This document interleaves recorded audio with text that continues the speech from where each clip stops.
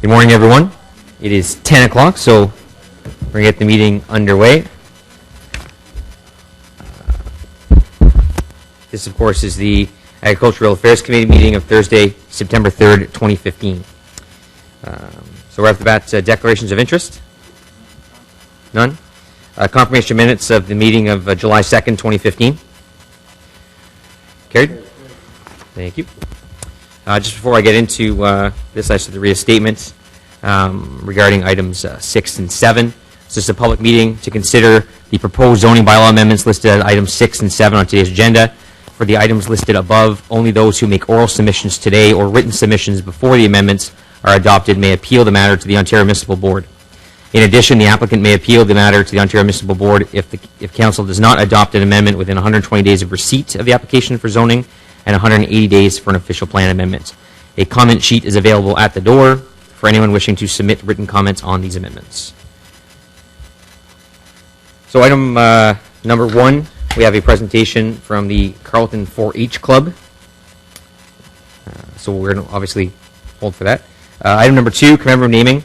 That the Agricultural Affairs Committee recommend Council approve the proposal to rename the Osgood Multi-Use Pathway from Leitrim Road to Osgood Village as the Doug Thompson Pathway. Okay, so some of you may or may not know Doug Thompson was a councillor at the City of Ottawa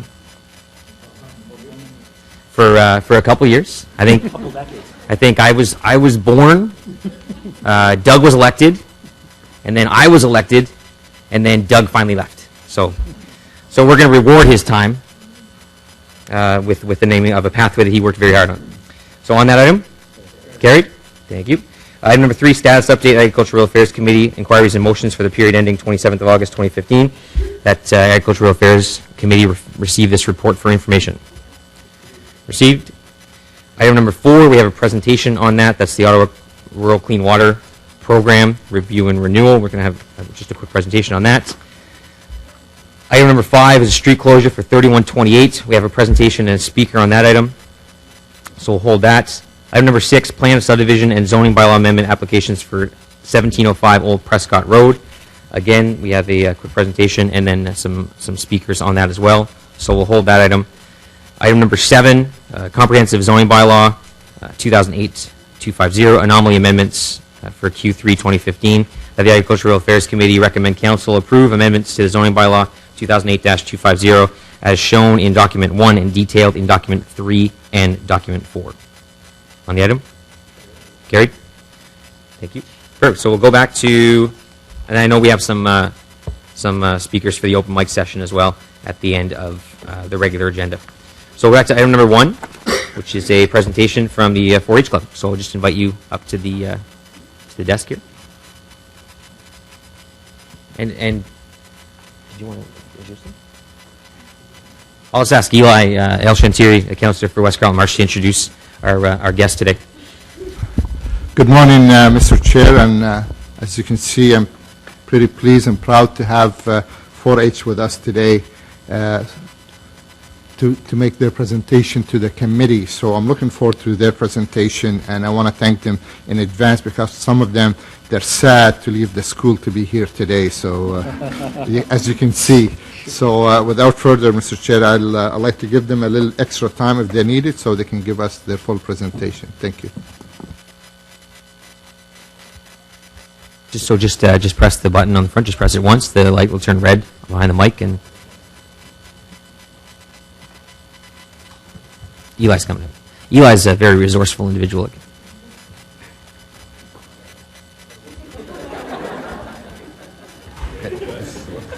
There you go. Yeah, give the one that doesn't work to where Adam Brown's going to be sitting. Okay, thank you and good morning. The Real Dirt on Farming is a 4-H club. For those of you who aren't familiar, 4-H is a rural development program to develop the skills of rural youth, personal development, and they do that through different projects, including agricultural-based and life skills-based, so that youth can grow up to be good citizens and participate in the system that you folks have in front of you this morning. So that's the bigger picture. Real Dirt on Farming is a program or a document that was produced first in 2006 and the latest version came out in 2014. And the whole purpose of that product is to better connect consumers and the public themselves with the issues around food production. So the food that you eat, and it provides basic facts on farming technology, pesticides, animal housing, some of the controversial issues, or what they're calling the real dirt on farming. So this club brought together 10 senior members to become more informed and to become better ambassadors for agriculture in our community. We visited a hog farm, an egg farm, a dairy and cash crop farm, an organic vegetable farm, and the Ottawa Farmers Market. And we also met with publishers of the Real Dirt on Farming to discuss social media and how it impacts perceptions and issues in the agricultural community. We decided to talk to you rather than preparing a PowerPoint presentation. Our thoughts were that if there's more conversation, it will be better understood. Each member from our club will speak about who they are, what their background is, and what they've learned through this project. I will be first. My name is Michael Sullivan. I live in Kimburn. Both my parents grew up on farms and still work in the agriculture industry, which has helped me get involved. I've been a 4-H member for 7 years, and I've found that going to school in Canada has not as many people are educated in agriculture as I am. In this club, we have learned how to talk to people who have questions about agriculture and how to answer them. One thing that I've learned through this club is what a GMO really is, how it's created, and why we use them. Thank you. And I guess I should introduce myself. My name's Jean Sullivan. I grew up on a farm in southwestern Ontario and went to the University of Guelph, where I met my husband. We work in agriculture here in the Ottawa Valley, providing agronomic advice and services to the farmers in the city of Ottawa and a little bit outside the borders. 4-H is a passion of mine, and I'm quite excited to be part of this project and to be here presenting with these members. Michael's going to be the orchestrator to bring the next 2 people up to speak.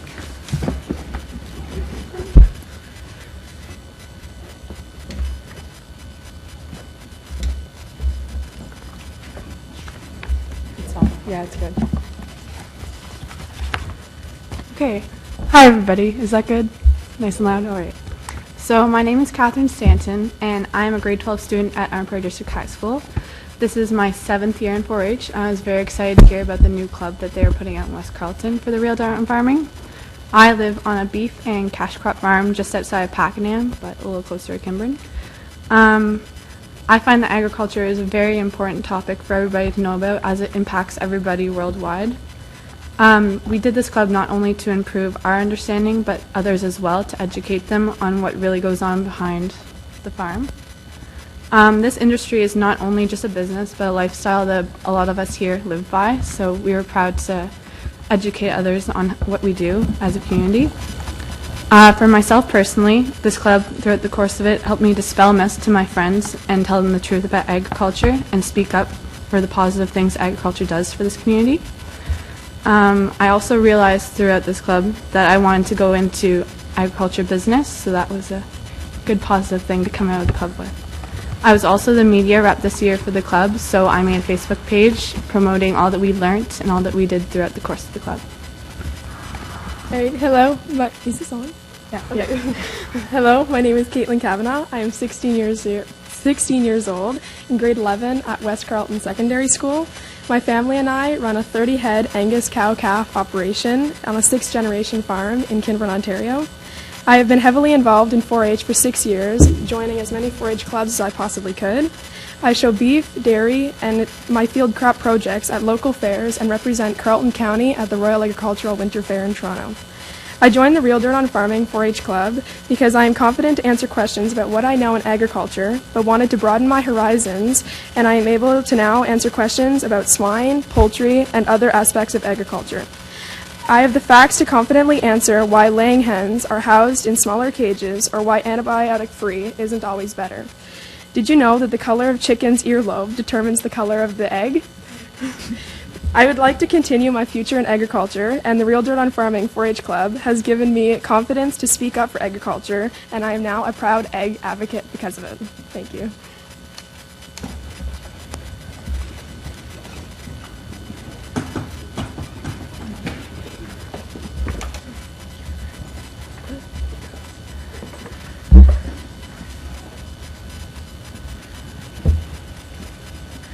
Hi. Hello, my name is Kelsey Hill, and I grew up on a beef, cash crop, and dairy farm just outside of Kimbrough. This coming fall, I'll be going to the University of Guelph, where I'll be studying a Bachelor of Science in Agriculture and broadening my knowledge of agriculture to even more through this. I have joined the Real Dirt on Farming Club because I have grown up in a farming community very based on dairy, beef, and cash crop, and I knew not very much more about the other types of farming, such as swine and poultry. When I was 5 years old, I used to believe that the only type of farm was the one with the cows on it, but I have learned differently now since I joined 4-H when I was 11 years old. When I heard about the Real Dirt on Farming Club, my main reason for joining was because there was much of controversy in the media today, as we have seen, and I had not known how to answer some of the questions my friends asked about the swine and poultry industry or about organic farming, because quite frankly, I did not know that much about them. I only knew about my corner of the world. So by joining the Real Dirt on Farming Club, I have been able to help myself learn about these, and it's been a great asset to me, and I hope it will help me in my future studies. All right. My name is Adriana Martin, and I'm a grade 11 student at West Carleton Secondary School. I live on a cash crop farm just in between Kimbrough and Pakenham. However, my family doesn't actually farm the land ourselves. We rent out most of it. Because of that, I didn't actually become interested in agriculture until a couple years ago when I joined 4-H. And that's really why the Real Dirt on Farming Club was really important to me, because it gave me a chance to learn all the things that I didn't learn as a child because we didn't do anything on our farm. Such as when we went to the organic farm, we got to see the difficulties they had, such as keeping the weeds down since they can't actually spray them, and also how they garner interest from consumers. They have to grow unusual vegetables and interesting vegetables and always keep up with the market.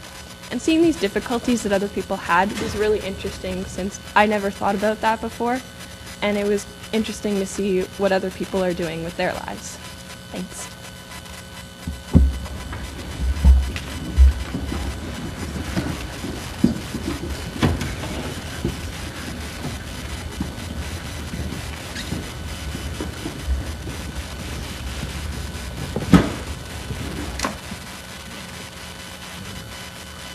So hi, my name is Ashley Paul, and I'm a first-year student at the University of Guelph, and I'm taking agricultural science. So I got interested in agriculture because my great-great-grandfather started a dairy farm, and he passed on the love of farming and the love of animals to the future generations. And I decided to join the Real Dirt on Farming Club because growing up on the farm, I got to know little bits here and there, but I really wanted to go deeper and learn more about agriculture. And so I joined this club, and through the club I've learned many important things, but one of the main things that I learned was about biosecurity and how, even though it's not as thought about in smaller farms, it is very important to keep our animals safe as well as to contain contaminants and disease. Hey, so I'm Alex Dean. I grew up on a dairy farm, milk 64 head. And this fall I'm going to Ridgetown College for studying agriculture. I've been in 4-H for 8 years now. I've done calf projects, field crop projects, and the biggest thing I took out of this was the importance on the biosecurity, same as Ashley said, and how it's important and what the big the problems that swine farms have with it.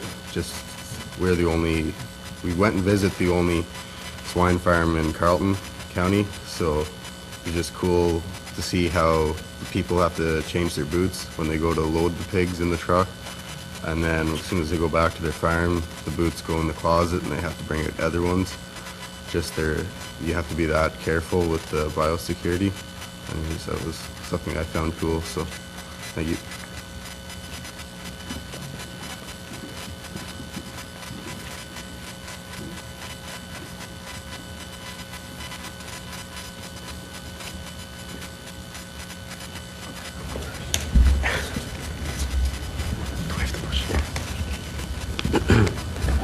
So, hello, my name is Michael Cousins, and I live on a cash crop farm in Kimbrough, Ontario. Agriculture is important to me because I've grown up on a farm, and I've been in 4-H for 6 years now, and I've always loved learning about agriculture and how to make it better for the future. My favorite part about our club, the Real Dirt on Farming, is that we have a chance to visit the places we couldn't see with a larger group. My favorite experience with this club was when we visited a laying hen operation and we got to walk through the whole process from the chicken to when it's loaded onto the truck. It was a great experience, and I hope to do it again next year. Hello, my name is Devin Dean. I am from a dairy farm just outside of Ottawa. We are a self-sufficient farm that milks roughly 60 head of cattle. I've been involved in the 4-H program for roughly 7 years. In these 7 years, I've been in numerous clubs, ranging anything from dairy to barn quilting. I have joined the Real Dirt on Farming Club because I feel the need to get the truth out about farming out to the public and dispel rumors and myths spread by the media.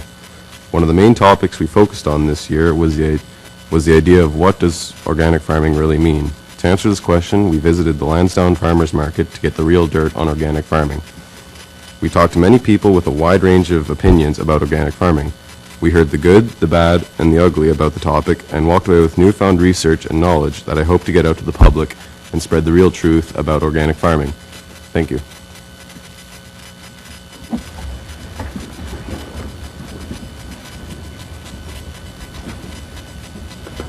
Back to us again. 4-H is based on learn to do by doing. So we, as leaders, sometimes have to learn to do by doing too and follow the same regimen that we want the youth to be able to do. So Leah's going to give her background on where she comes from as well. Good morning. My name is Leah Richardson Dean. I actually grew up on a very small hobby farm in Renfrew County, but that is where I was introduced to the 4-H program.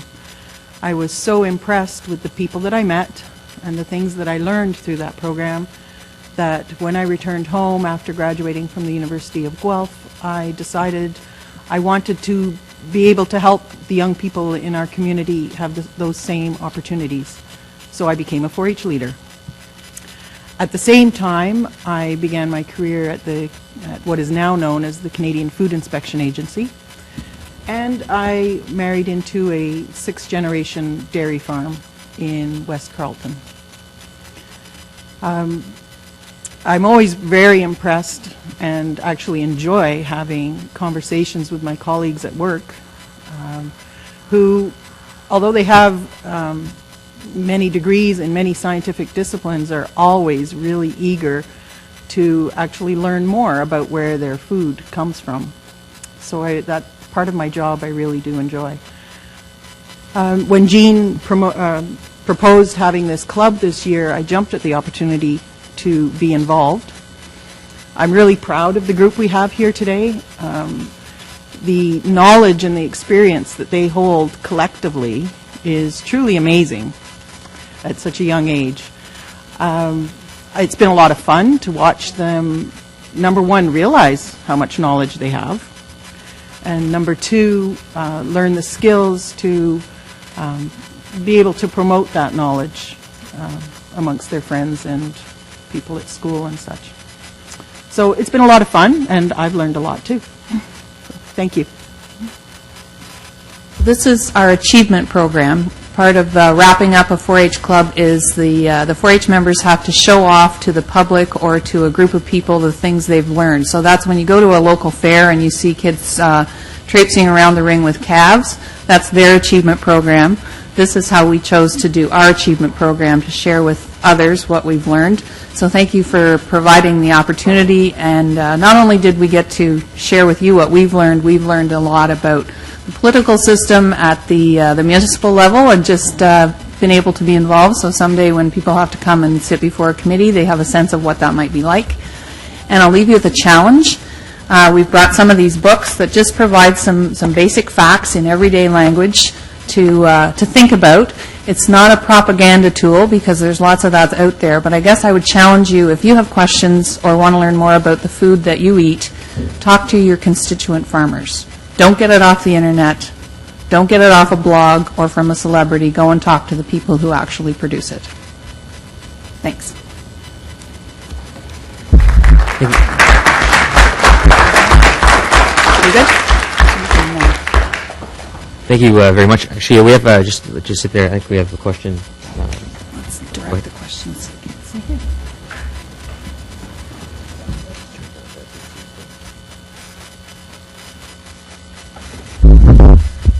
There we go. Sorry, I guess perhaps not so much a question, but a comment. Congratulations, the presentations. I whispered over to Alan, every one of the presentations, very well spoken, articulate, clearly passionate, perhaps a little bit nervous, without the need to be, and it really is a very positive sign for not just the future of farming, but the future of our society overall. So thank you very much for coming. And I hope you'll stay, because we're going to get a presentation later about something called the Rural Clean Water Grants Program, which really should be renamed to How Do We Help Farmers Become Modern and Save Money and Protect the Environment All at the Same Time program.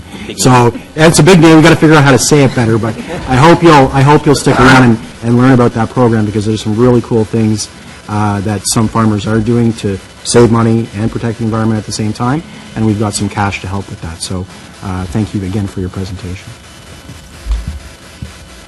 Thank you, Councillor Blais. Councillor Drews? Thank you, Mr. Chair, and I just want to thank you for being here today and taking the time off from your school. I know I'm really, I could see the leadership that the 4-H bring to our community, especially the agriculture community, and I see your participation in the fairs, at the plowing match, and at the farmer market. Without your participation and education to others, that we won't be able to spread in the agriculture way. Also, my experience with the 4-H, my son is like you, he's grade 11, he goes to San Mark High School, and he volunteered during the Christmas time at a farm that they plant Christmas trees, and they do some farming in Osgood Ward.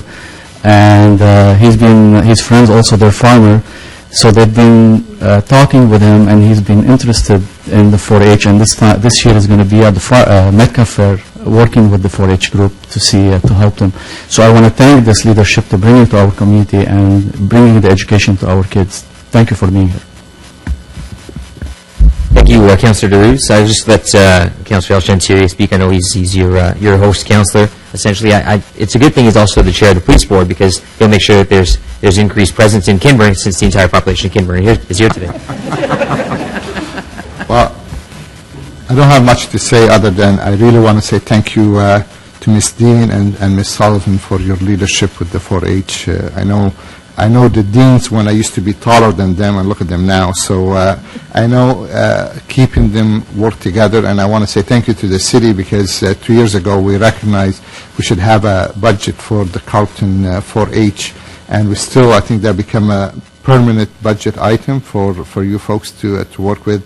And I'm so pleased to see the 4-H member growing year after year, because every time I attend their award, it seems more kids showing up. So I think we have, and I know I'd like to recognize two of the leaders here. I know Linda McQuaig didn't speak, and Catherine Keogh. I hope I present her name properly.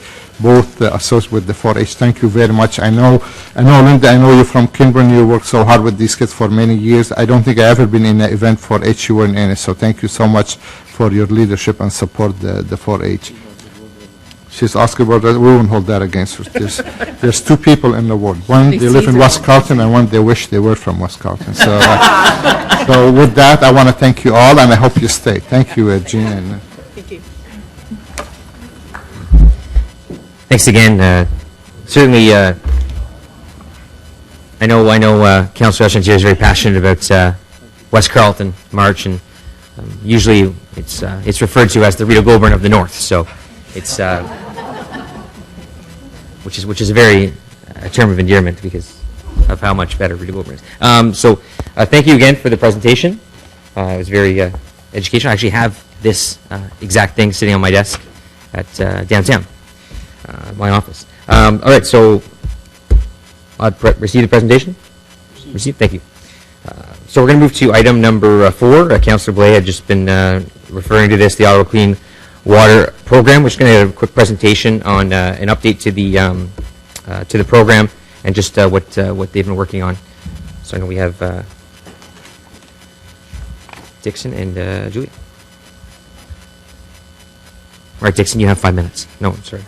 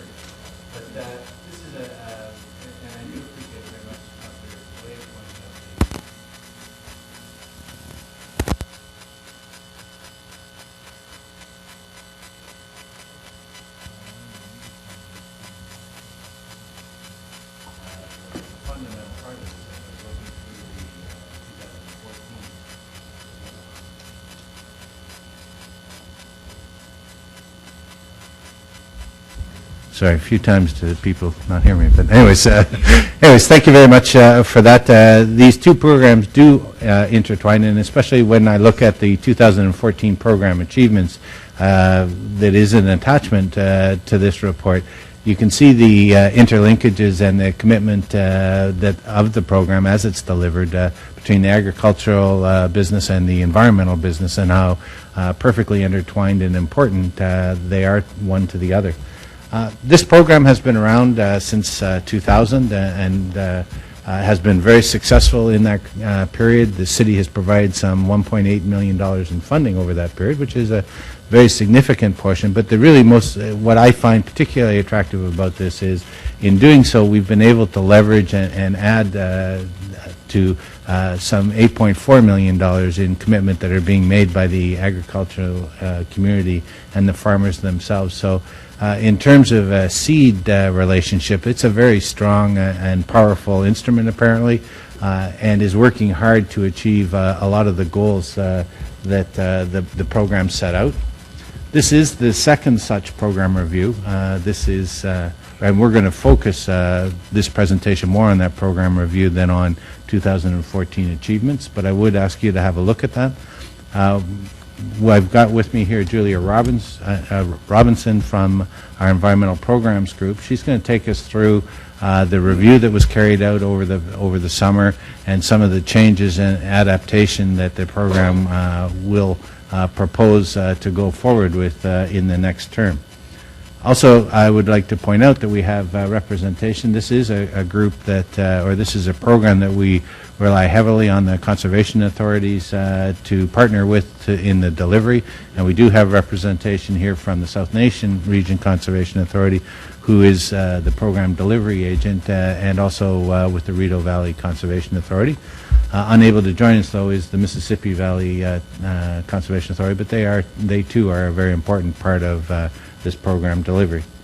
So anyways, I think this is a very successful program that continues to make strong advances and contributions to both the environment and to our agribusiness here in the city of Ottawa. And I'll let Julia take it from here and sort of talk about that program review, the learnings that we've had, and the adaptation that we are proposing go forward in the next through the next term of council. Thank you, Dixon, and good morning. I'm pleased to have the opportunity to be with you this morning to share the findings of the report. And I guess we'll have to be in sequence here. We'll be synchronized presentation. So today's presentation will be about 10 to 15 minutes, and as Dixon mentioned, it will walk through an overview of the Ottawa Rural Clean Water Grants Program, summarize some of the key findings, and then move on to the proposed program for the next 5 years. And then afterwards, I'd be pleased to answer any questions about the report.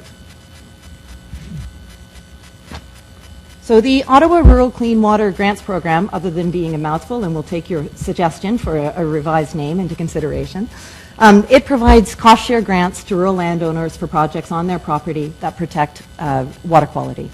So this 5-year program has been delivered, as Dixon mentioned, in partnership with our 3 conservation authorities and also with the Ontario Soil and Crop Improvement Association.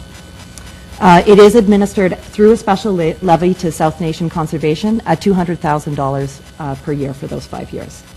The program is also guided by an external program committee, and we have representatives of local farming associations, the provincial ministries, as well as additional community representatives on that board.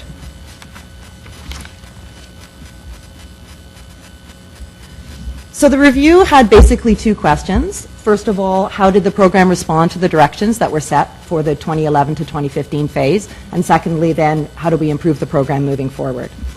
And in the last time the review was done, there were 3 key points that we received from Council in terms of direction. The first is to streamline approval processes, to focus on priority environmental projects, and to enhance promotion. So we did a fairly comprehensive review over the last year. We looked at 23 other similar programs across the province. We had many interviews and discussions with various stakeholders. We held 4 focus groups in the rural wards, and we sent a survey out to all past participants. And then throughout this process, we had input from both an internal working group as well as this external program committee. So moving on to just summarize some of the key findings. In the last 5 years, the program supported 207 projects with more than $600,000 in grants and $1.6 million in contribution by landowners. The dots on this map are different types of project types, and I'll speak to that in a minute. But at this point, we just want to focus on the distribution across the city, and also to highlight that we've had participation from a mix of farm properties, village residents, as well as other non-farm properties.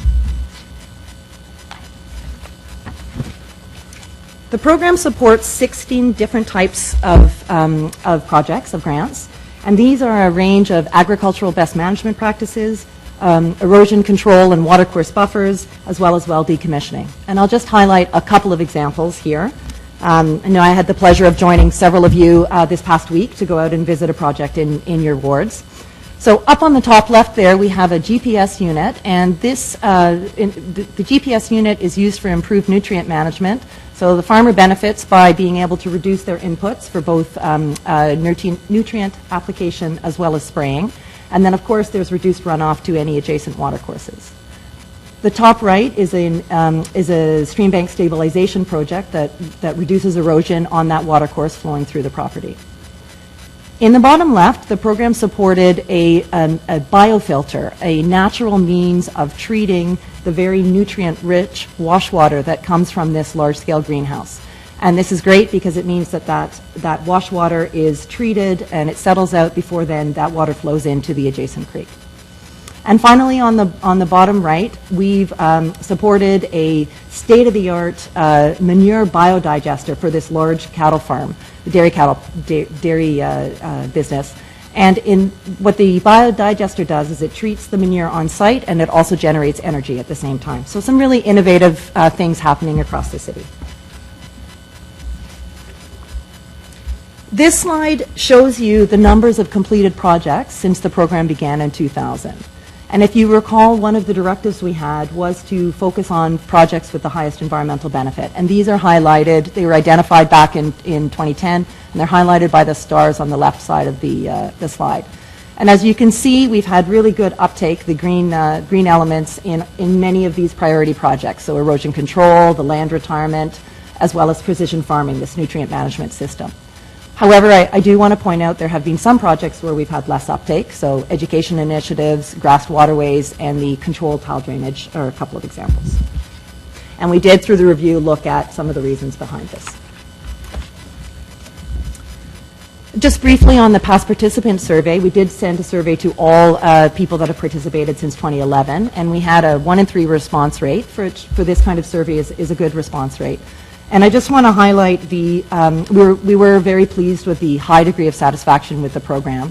A common barrier that you find in stewardship programs like this is when a program is deemed to be too bureaucratic, you really have a hard time getting people to participate. This slide summarizes some of the key points from the stakeholder discussions, and I'm not going to go through all of the points, but I do want to just highlight a couple of the barriers to uptake. As I mentioned, during the review, we had a lot of discussions with stakeholders, members of the community, on reasons why we may have less uptake of certain kinds of projects, and we identified these barriers. And some of these barriers are challenging to overcome. For example, having a farmer take land out of agricultural production to put in a watercourse buffer. But there are other barriers that we've identified that the program can respond to. So, for example, working with landowners to identify projects that they can complete on their property, or looking at enhancing peer-to-peer learning and promotion. The review also looked at trends so that we could identify issues and opportunities to respond to. And many of these trends aren't unique to Ottawa. For example, you're seeing the reductions in dairy farms. In terms of changes on the policy front, many of the changes on provincial policy really highlight the importance of stewardship programs like this, and also these types of programs for helping to adapt to climate change. The other point I wanted to highlight on this slide was the significant changes that have happened to the provincial agricultural funding in the last 5 years. So this is the Growing Forward 2 program supported by the province and the feds. And in the last couple of years, there have been major overhauls to this program, which in effect result in most Ottawa farmers really having limited eligibility to these grants. So it just reinforces the importance of the Ottawa program in working together with these landowners. The last part of the review that we wanted to highlight was looking at watershed health. We looked at a couple of indicators, both water quality as well as riparian cover. And overall, what we find is that water quality in the Ottawa River and the main tributaries is really good to excellent. And we're finding that for many of the smaller watercourses, we're seeing improvements over time. But as this slide shows, clearly phosphorus remains a concern, and in many locations we're exceeding provincial targets. And I just wanted to note that the water quality data and an interactive map will soon be available on the city's website, so that is coming. The other indicator that we looked at was riparian cover. So this is the amount of vegetation along watercourses, and which is really important for contributing to watercourse health. And again, riparian cover across the city is well below federal guidelines. I just want to, there's 2 points just to flag. First of all, clearly what the data shows us is there's more work to be done for contributing to the health of our streams and rivers. And indeed, Council has approved the water environment strategy as a strategic priority for this term, and this program contributes to that. And then the other point is that the large majority of our watercourses flow through private property. So a program like this that works hand in hand with landowners is really key for making those changes, protecting and improving water quality. So we now shift to moving forward, the proposed program for the next 5 years. Overall, as Dixon mentioned, we found that the program is working really quite well, but we have identified some areas that we can improve moving forward. And so I've got a few slides on that. We did review the goals and objectives, and they remain relevant, particularly when you look at local and provincial policy directions. We do want to add a specific goal to the program in addition to the objectives, which I won't read out, but it's listed there.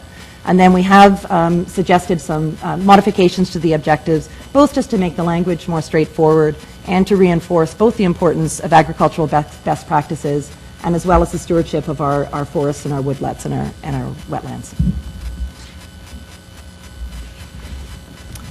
We're recommending no changes to eligibility, so all landowners in the rural area, including the villages, would remain eligible, as would all farms citywide and any well decommissioning project across the city.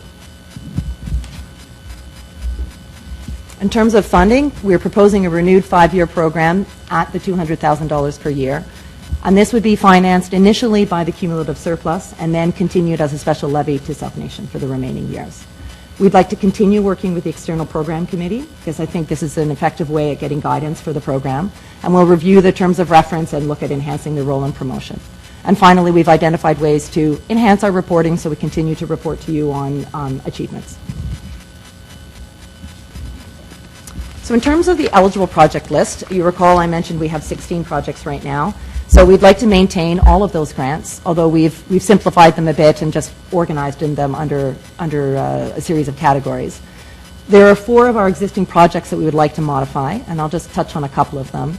The first is we'd like to increase uptake of the watercourse buffers, and we propose to do this by offering 2 methods to deliver shoreline plantings. The first is when the landowner completes the project and applies for a grant as reimbursement. And the second way, the landowner works together with our local conservation authority to both plan and implement the project. So again, overcoming that barrier of doing that initial upfront work for a project. The other one I wanted to flag was on demonstrations. We think this is a really important way to showcase some of the innovative technologies that are out there and create opportunities for hands-on learning. We are suggesting adding 4 new project types. Cover crops are overwintering crops that are really effective at protecting soil from erosion, particularly in heavy rain events. So these are things like winter wheat or alfalfa. And we're increasingly seeing this as a grant that's supported across Ontario, including in the sister programs offered by South Nation and Rideau outside of the city's boundaries. The proposed support to the forest and conservation management plans would enable landowners to get advice on how they should be managing their woodlots or their wetlands, their forests, and also make them eligible for provincial tax incentive programs. The innovative project category basically lets us respond to innovative ideas that protect water quality. And then the last project type is for septic system repairs. This was a project type that was removed in this last phase. And we did, and primarily that was removed because of the budget pressures. So this project, septic system replacements and well upgrades, took 2/3 of the budget in the last phase. And so during this review, we looked at options for supporting septic systems. We looked at education and awareness, we looked at supporting septic inspections, and then of direct support to repairs and replacements. And it's this last category that we're proposing to support, but in a focused way. So we would target support to projects within 50 meters of a watercourse or wellhead protection area in order to really address the direct threats to water quality. And we would limit it at $20,000 a year to make sure there's funds for other project types. Last slide on the proposed changes. Again, as I've said already, the program really was found to be an effective way to work with landowners, and the partnerships indeed were a good way to have a cost-effective and straightforward program. We are proposing a series of improvements, and these were really looking at some of the barriers. How do we overcome the barriers that have been identified? And there's a couple of examples up there that are fairly straightforward. We think that, again, the opportunity to work with a landowner to identify potential projects on their site, as well as a real shift in looking at our promotion as in a peer-to-peer way. So, for example, continuing to profile projects that have been completed, looking at having signs on properties, and then also really engaging our program committee to get out there and talk with local groups. So in summary, we think the program works really well. We've identified a couple of ways that we think we can improve it, notably 4 new project types, some modified delivery options, and enhanced promotion. And we really think that in this way we'll continue to be able to support landowners for their benefit and also for environmental benefit. So I thank you for your time, and I'd be happy to answer any questions or clarifications.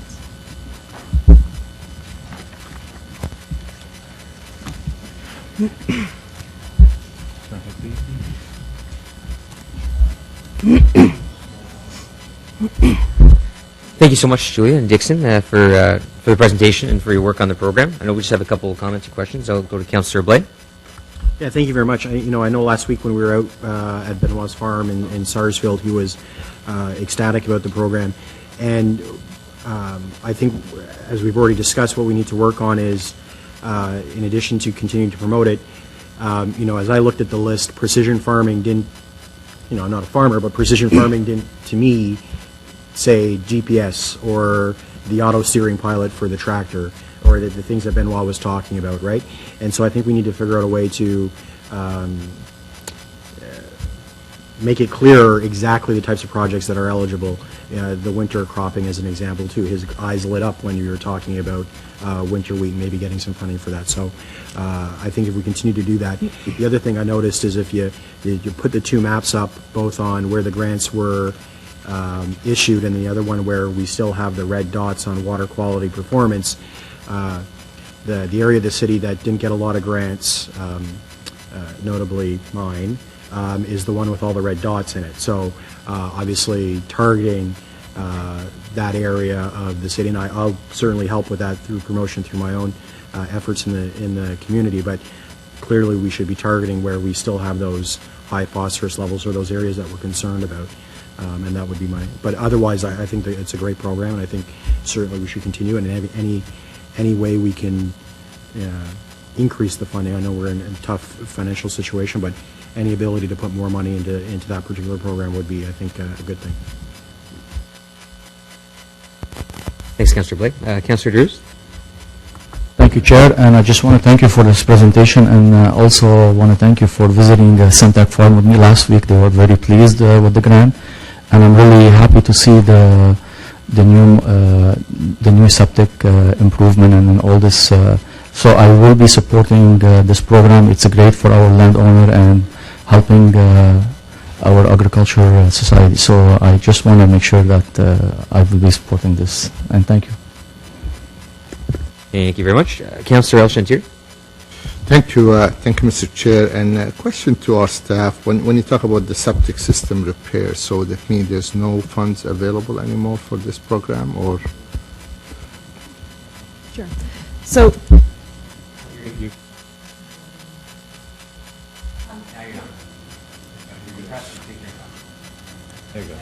Okay. In the 2011 to 2015, there has been no support to septic repairs or replacements. What we're suggesting is that we reintroduce that in a focused way. So there would be $1,000 of support to repairs and If you replacements. introduce it, how much funding we are introducing with it? If we are introducing the program, how much funding is going to be available for this? Because the reason I'm asking all this, because sometimes we have something on the books, but we don't have the funding to support it. Then people go through, as you know, not easy to apply to the city for a grant, and then to find out, well, there's no funding available. So I'd like to know how much you're suggesting we should have funding available for this before we go out and say, you have, you can apply. So I'd like to shed some light on this, if you don't mind. So at this point, the suggestion is that the funding for that particular project category would be $20,000 per year, and that would be made explicit in the communication about the program. And at this point, we would leave that $20,000 for that project category, and each individual application would be eligible for $1,000 as support towards their work if they met the conditions that we'd highlighted. And would be managed by the conservation or by the rural affairs office? Like, who would manage that money? This would be one of this, all the project suites would be implemented by the conservation authorities using the delivery mechanisms that we have in place now. And indeed, the Rideau and the South Nation offer septic support projects in their programs that they run outside of the city currently.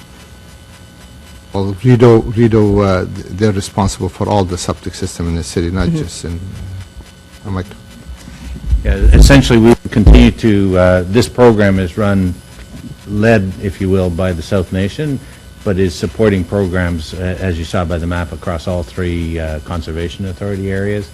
So they would continue to feed it, but that we would provide support to repair initiatives in a rather focused and tailored, controlled element to avoid overwhelming the program, as was the case in the initial term, that the costs of that particular element overwhelmed the entire program, and we weren't able to accomplish as much. So I think what we've tried to do here is identify it as having a clear positive impact on source water and or surface water by the limitations, and also by having a categorization limit of 20,000 with a maximum of 1,000 on any particular single project.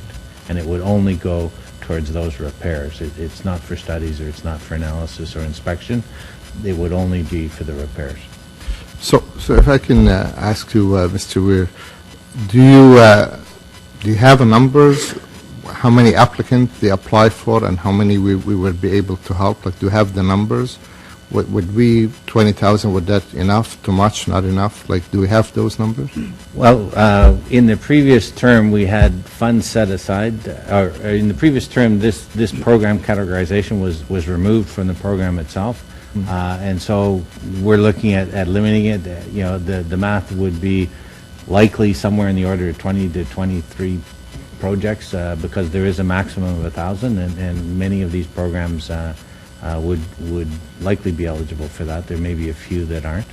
So it's a limited re-engagement, if you will, in this program, while still trying to accomplish the other initiatives, and limiting it to those areas where we have high degree of comfort that it is making a very positive impact on that receiving surface water.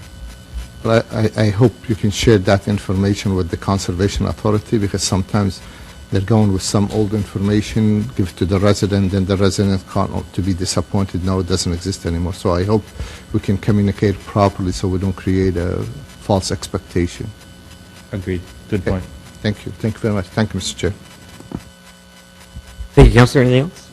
No? Just want to thank you again for the presentation and the good work in the program. I know I had a chance to visit Scout and Corner View Farms last week. They actually celebrated their 60th anniversary as a farm in the Ottawa area. So they've got one of the most interesting things that happens on farms these days is the biodigesters. I think it's a great program. I think there's a lot of while I might speak negatively about the Green Energy Act from time to time, biodigesters is certainly one of the things that is a very positive out of that program. And we have a couple I know in the ward, one out near Munster, and then of course the one at Cornerview. and they're great facilities, and it's great to see us working with farmers to help develop those programs and those systems on their farms. So appreciate it again, and so on the report. Received? Thanks again.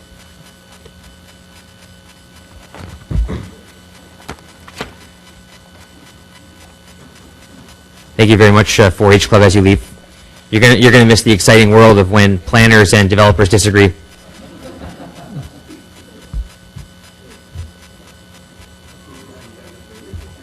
Received and approved, yes. Yes.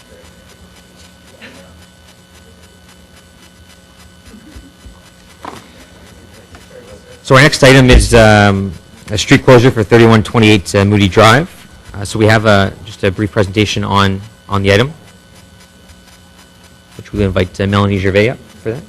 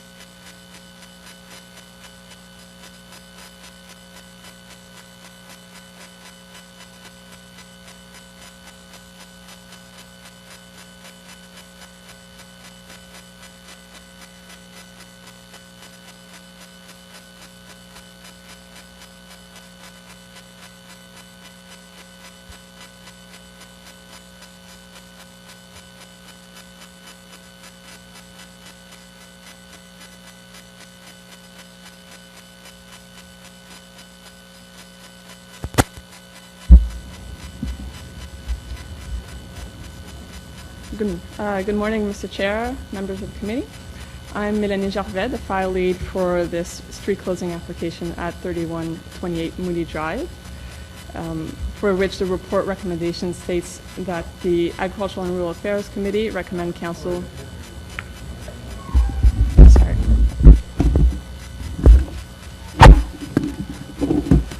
Start again. Good morning, Mr. Chair, members of the committee. I'm Mélanie Gervais, the file lead for this street closure application at 3128 Moody Drive, for which the report recommendation states that the Agricultural and Rural Affairs Committee recommend council refuse its street closure application.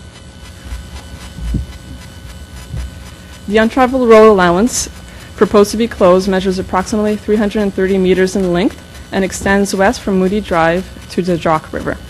The lands occupying the road allowance are agriculturally zoned and within the floodplain for the Jock River. The lands support an active farm operation and rural residents at 3124 Moody Drive, with farm buildings and an in-ground pool having been constructed within the road allowance. The closing of a road allowance is governed by the Municipal Act and therefore does not meet the definition of development requiring approval under the Planning Act. However, there are policies in the official plan which speak to closing and selling of unopened road allowances. Section 231, Transportation, states that the city will not close and sell unopened road allowances, lanes, or roads that have reasonable potential in the short term or long term for use as a roadway, a transit or utility corridor, or a pedestrian or cyclist link, or public access to the shore of a water body. This road allowance is identified in the Transportation Master Plan, Map 4, as a potential future transit corridor, which should be protected. This road allowance also leads to a navigable watercourse, the Jock River. Here's the Map 4 of the Transportation Master Plan, which identifies in the circle the conceptual future transit corridor. Staff do not support the road closing application for the following reasons. The road allowance has a reasonable potential in the long term to be used as an east-west transportation linkage. And also the road allowance has a potential to provide a watercourse access to the Jock River, which would service the residents in the Barrhaven and the surrounding area. Please note also that at the present, this road allowance is not being used as a public access to the watercourse. Thank you. Thank you, Melanie. Just before, I'm going to speak on the matter, but before that, I just want to invite the applicant up, Mr. Bruce Hill. He wants to say a few words on the on the item as well.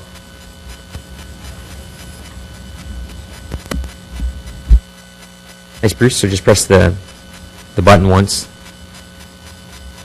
There you go. That's it? Good. You have 5 minutes to speak on the item. Thanks. Okay, good morning. A bit of background. I'm fifth generation to live at this location. The present house we live in was built, it's 100 years old, it was built in 1915. The original homestead was actually built on the road allowance. My father talked about it was a log building. Judging that map, it's a little, the area, the buildings it takes is a little more than I thought. We haven't been aware of, we were in the road allowance until about 3 or 4 years ago. City of Nepean, City of Ottawa didn't pick it up either. We started with an above-ground pool probably 20 years ago. On May 26, 2003, we had the permit for the in-ground pool, and it wasn't picked up then, so in some of the buildings there's a square timber building that's presently we've remodeled it for a shop. It's all square timbered. We've jacked it up and put siding on it, and I would assume it's more than 100 years old also. So when people come down McKenna Casey presently, they turn right, and it's usually in the front of a gravel truck or a garbage truck, and the gravel truck lay on the air horn. So I can see someone coming down, turning right at McKenna Casey, and then having to make a quick left. It's a disaster waiting to happen. Plus, I don't think transportation realizes that to this road extension to go anywhere, they have to build two bridges to cross the Jock River twice to get to the Richmond Road. Plus, I was approached by staff will know Rod Price about 6 months ago that the construction company is looking to get access to the lands over there to some of the best mortar sand is across the river from our farm in the Ottawa area, and it's landlocked, but they're looking he wanted to know who the landowners were so they could approach them for to make a temporary road. I feel that Fallowfield Road's a mile north, easily accessed, widened for an east-west transportation. No bridges have to be involved. You can go to the south, you have Cambrian Road, MTO deferred flyover on the 416 on Cambrian that I think the city should start and get them moving, but actually incorporate a cloverleaf there. So I think that to make this an east-west corridor, it sort of costs, as a taxpayer, it's not feasible. Plus, as you can see, it kind of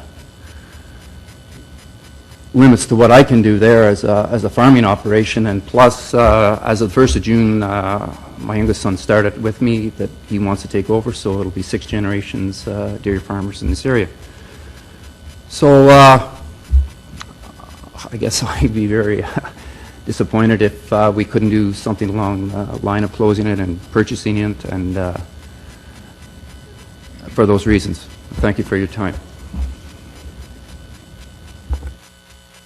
Thank you very much, Bruce. Appreciate you coming out and speaking on the item. It sheds light on essentially some of the things I was going to say too. So just can we get the presentation put up behind me, even though it blinds me? Yeah. So yeah, stay on the. Can you just go to the map, the transportation map, for a second? Perfect. So because I want to speak on the item and put forward a motion, I'm just going to hand over the chair to our vice chair, Councillor DeRuse. Thank you. Go ahead. And I'd like to speak, sir. 5 minutes. Thanks, Mr. Chair. So on the item, clearly, as Mr. Hill pointed out, there are some real concerns as to with this road allowance. I'm really not sure how a road allowance can end up in a situation where there's been a barn on it for 100 years. But one of the 2 points that staff make in terms of the reason to not close it. First of all, it's important to know that the road allowance itself, it's an old concession road allowance. It's a Nepean concession. None of it actually lines up. So McKenna Casey itself lines up with Rushmore west of Old Richmond Road, but of course the road allowance to get from each actually do not line up with the 2 roads. So it creates quite a jog in the road. It's also, as Mr. Hill mentioned, it's at the bow of the Jock, so the Jock actually goes up and then comes back down, which would create the need for 2 bridges, whereas north of that you would not have that need. But in terms of future transportation, I mean, it's not exactly set in stone. That is a gray arrow. That's really it. It's an arrow that would run you through some of the best agricultural land in the city of Ottawa to get to the South Canada. I would not be for promoting developments south of Hope Side Road, which is essentially exactly where you need to go to get transit from a transit route or an LRT route from Barrhaven up to Canada. I would hope that council would never support development of prime agricultural land in the city of Ottawa. That's one of the strongest things that I campaign against and I work against at the city. So certainly this would be counterintuitive to that. But ultimately, and if you can just go to the last slide again, there's a clear issue here. I mean, this property has existed inside this road allowance for quite some time. I'm not sure if there was potentially a mistake in drawing the lines at some point in the past, but for a barn to be in the road allowance for 100 years, for a pool to be permitted inside the road allowance, it just makes sense for us to correct this. I know I've spoken with Mr. Hill about this for probably the past 2 years. This was the best avenue for him to take in order to address these issues. So I'm going to put forward a motion that we alter the recommendation to say that we approve. That we approve the road closure as opposed to refuse it. So essentially, that Agricultural Affairs Committee recommend council approve a street closure application for 3128 Moody Drive as shown in document 1. I would further, if that's approved by committee, and I know you can ask the committee in 2 seconds, I would then direct staff to add the necessary conditions of approval as we would normally, as our standard in any sort of road closure application. Of course, they aren't attached at the time because it's a refusal recommendation. But of course, if we do approve it, there are conditions of that approval, which then I would direct staff to work on to apply to the approval of the road closure.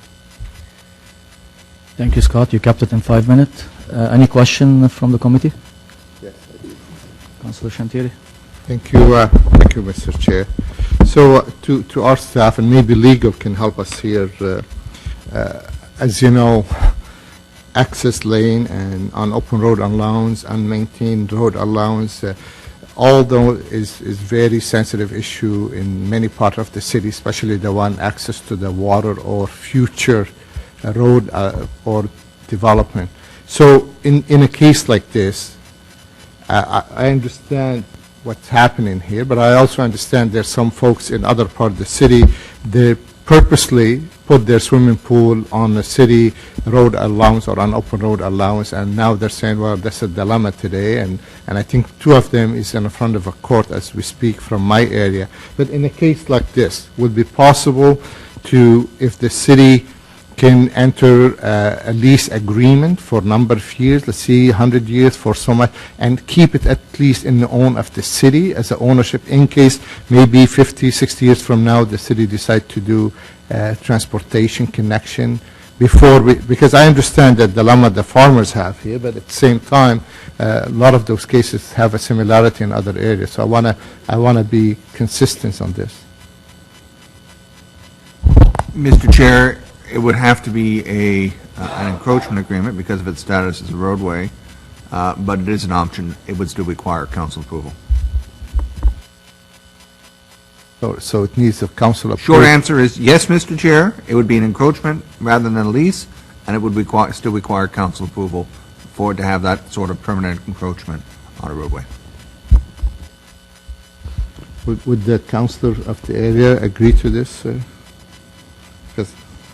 No, I would. I'd like to just clean this up. Obviously, this is as Mr. Hill mentioned, this is a 6th-generation farm, or it's going to be a 6th-generation farm. I think they'd want to address these issues and be able to solve this problem long term, as opposed to something that may expire at some point. I think in the future, if there was ever a desire to put something through here, I'm pretty sure the city has the wherewithal to take necessary action to take the land that they need. Okay. I, for one, I won't be able to support your motion, Mr. Chair. So. Okay, Councillor Chantieri, thank you.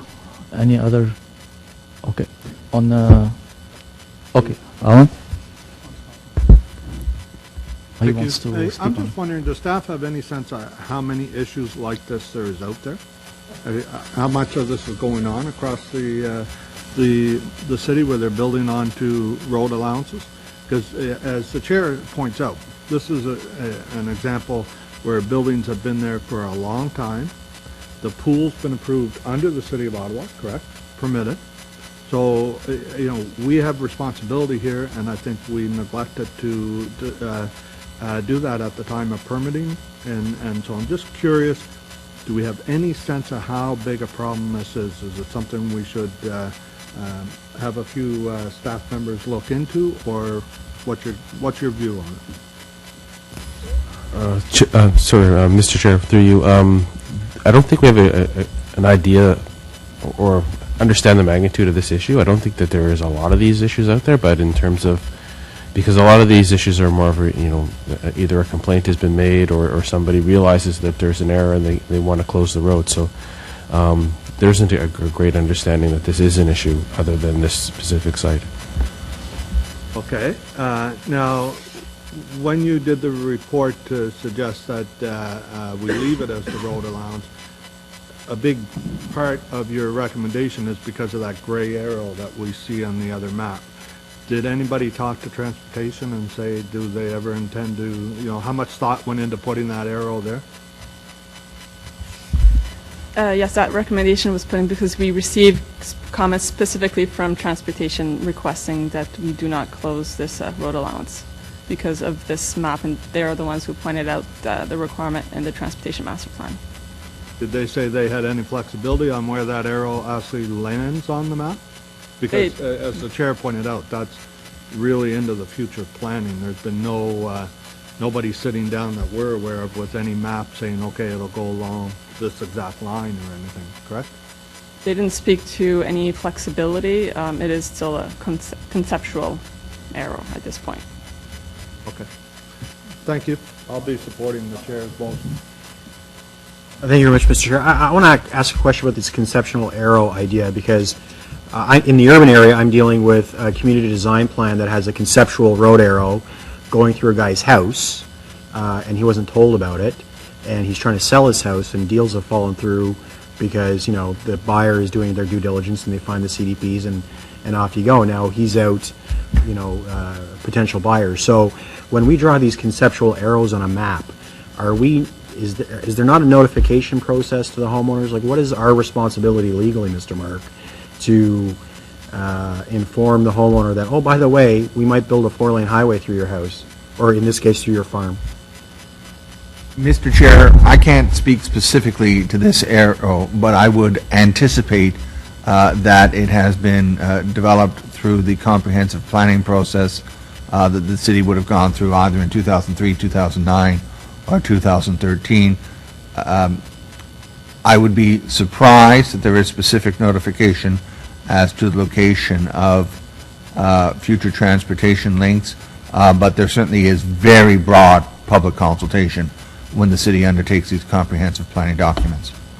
I appreciate that, and I agree that there is broad consultation, but there's a lot of broad consultation, and I don't think people can possibly go to every single one of them to know if a highway is going to go through their house or not. So I guess broadly, I'd like us to see, and maybe Mr. Markey can provide us some guidance on how we would change the notification process for these kinds of things going forward.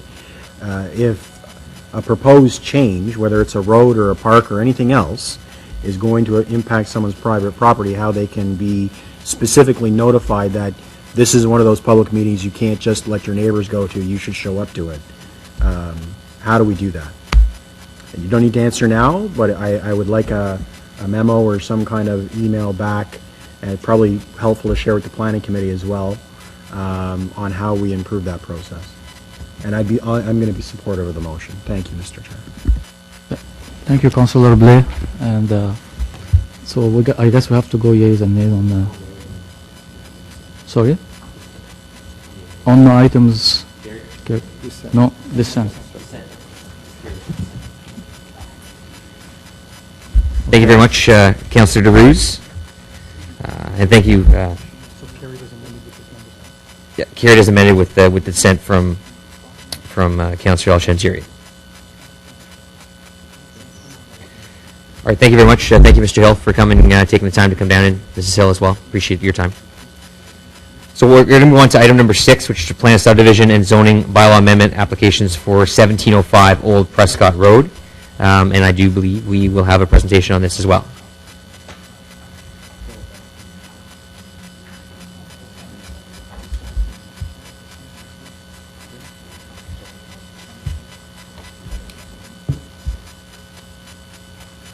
So the plan on this file is Lorraine Stevens, who is right in front of us, and she will provide a presentation on the application. Thank you.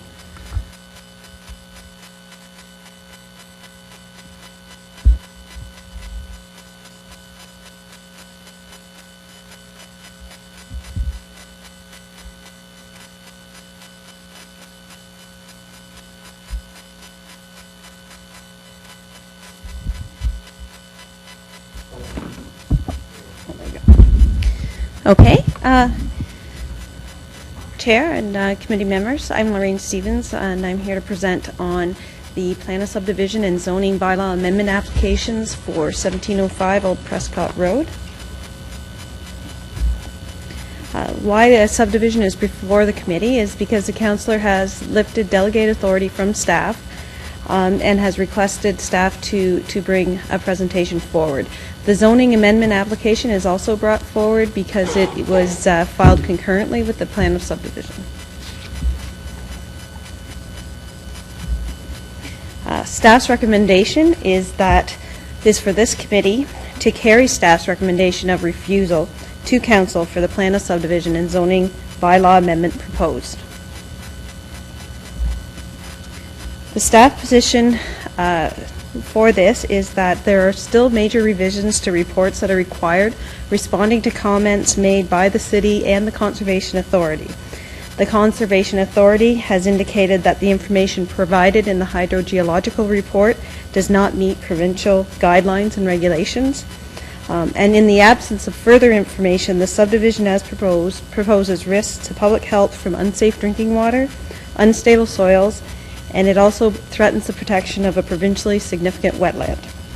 In addition, staff have been directed by council to assess development applications with regard to OPA 150, which states that the minimum lot size permissible for privately serviced village lots is to be 0.4 hectares, whereas this proposal has a minimum lot size of 0.2 hectares.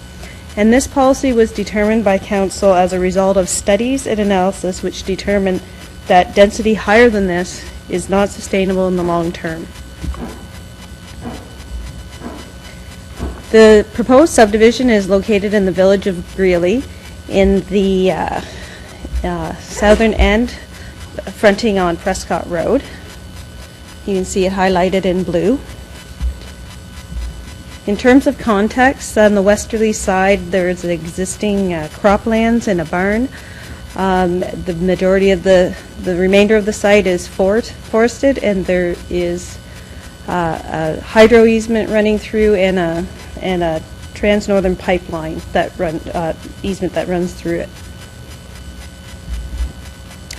This is a draft subdivision, not the one originally submitted, but the one that has been revised with initial comments from staff. It shows 103 privately serviced lots. It has the main accesses from Prescott Road with a connection to Donwell Drive to the Shadow Ridge subdivision to the north. There are 2 stormwater management ponds located on there called Block 104 and 106. And everything east of the hydro corridor to the is to remain open space, and there's additional future connectivity proposed to the west and to the south. The property stayed before is in the village of Greeley and designated village as per the official plan. The intent in regards to residential development is to permit for a range of housing forms to meet the needs of the village's population, where the form and scale of development is limited by the available servicing methods and subject to the policies on water and wastewater. Official Plan Amendment 76 is full force in effect, which directs staff to review for safety of drinking water for private servicing. OPA 150, which was approved by council, is currently under appeal.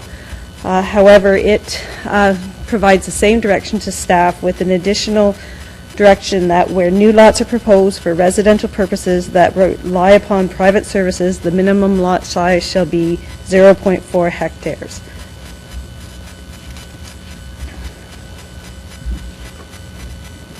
In terms of the zoning bylaw amendment application, the property is currently the zone development reserve, which is intended for future village development.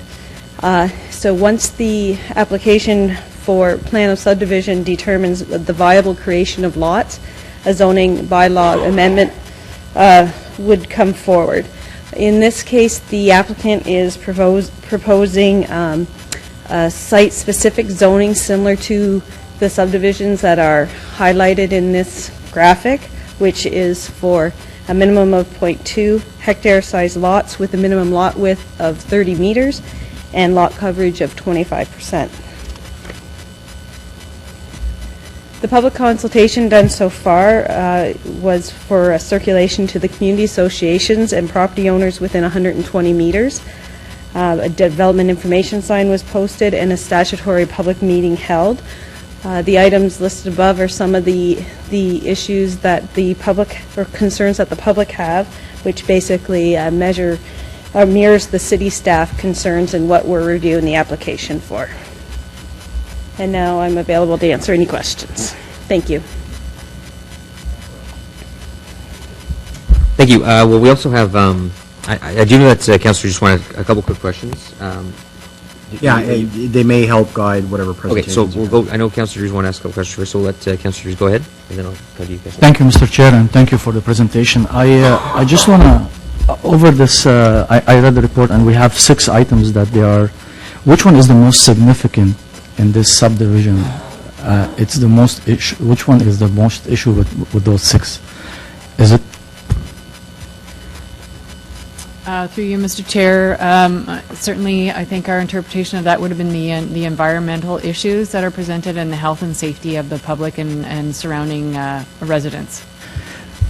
Thank you, but I just want to cross this subdivision where it's located right now, north of it, there is a 220 unit was approved, and the city approved on half acre, and it's in the same cross street, and the city and you, the developer, came to an agreement, and you guys, I think we spoke about that we told them to use a special septic Waterloo, or so did we offer or did we work with the developer for us to come to this conclusion, or to be able not to go to OMB? And that's where my question is, did we ever work with this? And I know it's in pilot, but there is a project on that, but that's like 4 years ago, and do we have any result over this, or something we can guide the committee here to make a decision? Okay, through you, Chair. There is a subdivision, Quinn Farm development, that's on Old Prescott near Parkway, and there is within the draft conditions a requirement for them to go on the Waterloo biofilter with nitrate reduction. That proposal was negotiated between the city and the developer, and as a basis for approval on a pilot project. We've only had 1 year's worth of data so far, so it's too soon for us to say that this is the form of development that we would like to see in Greeley in this area. Thank you, Chair.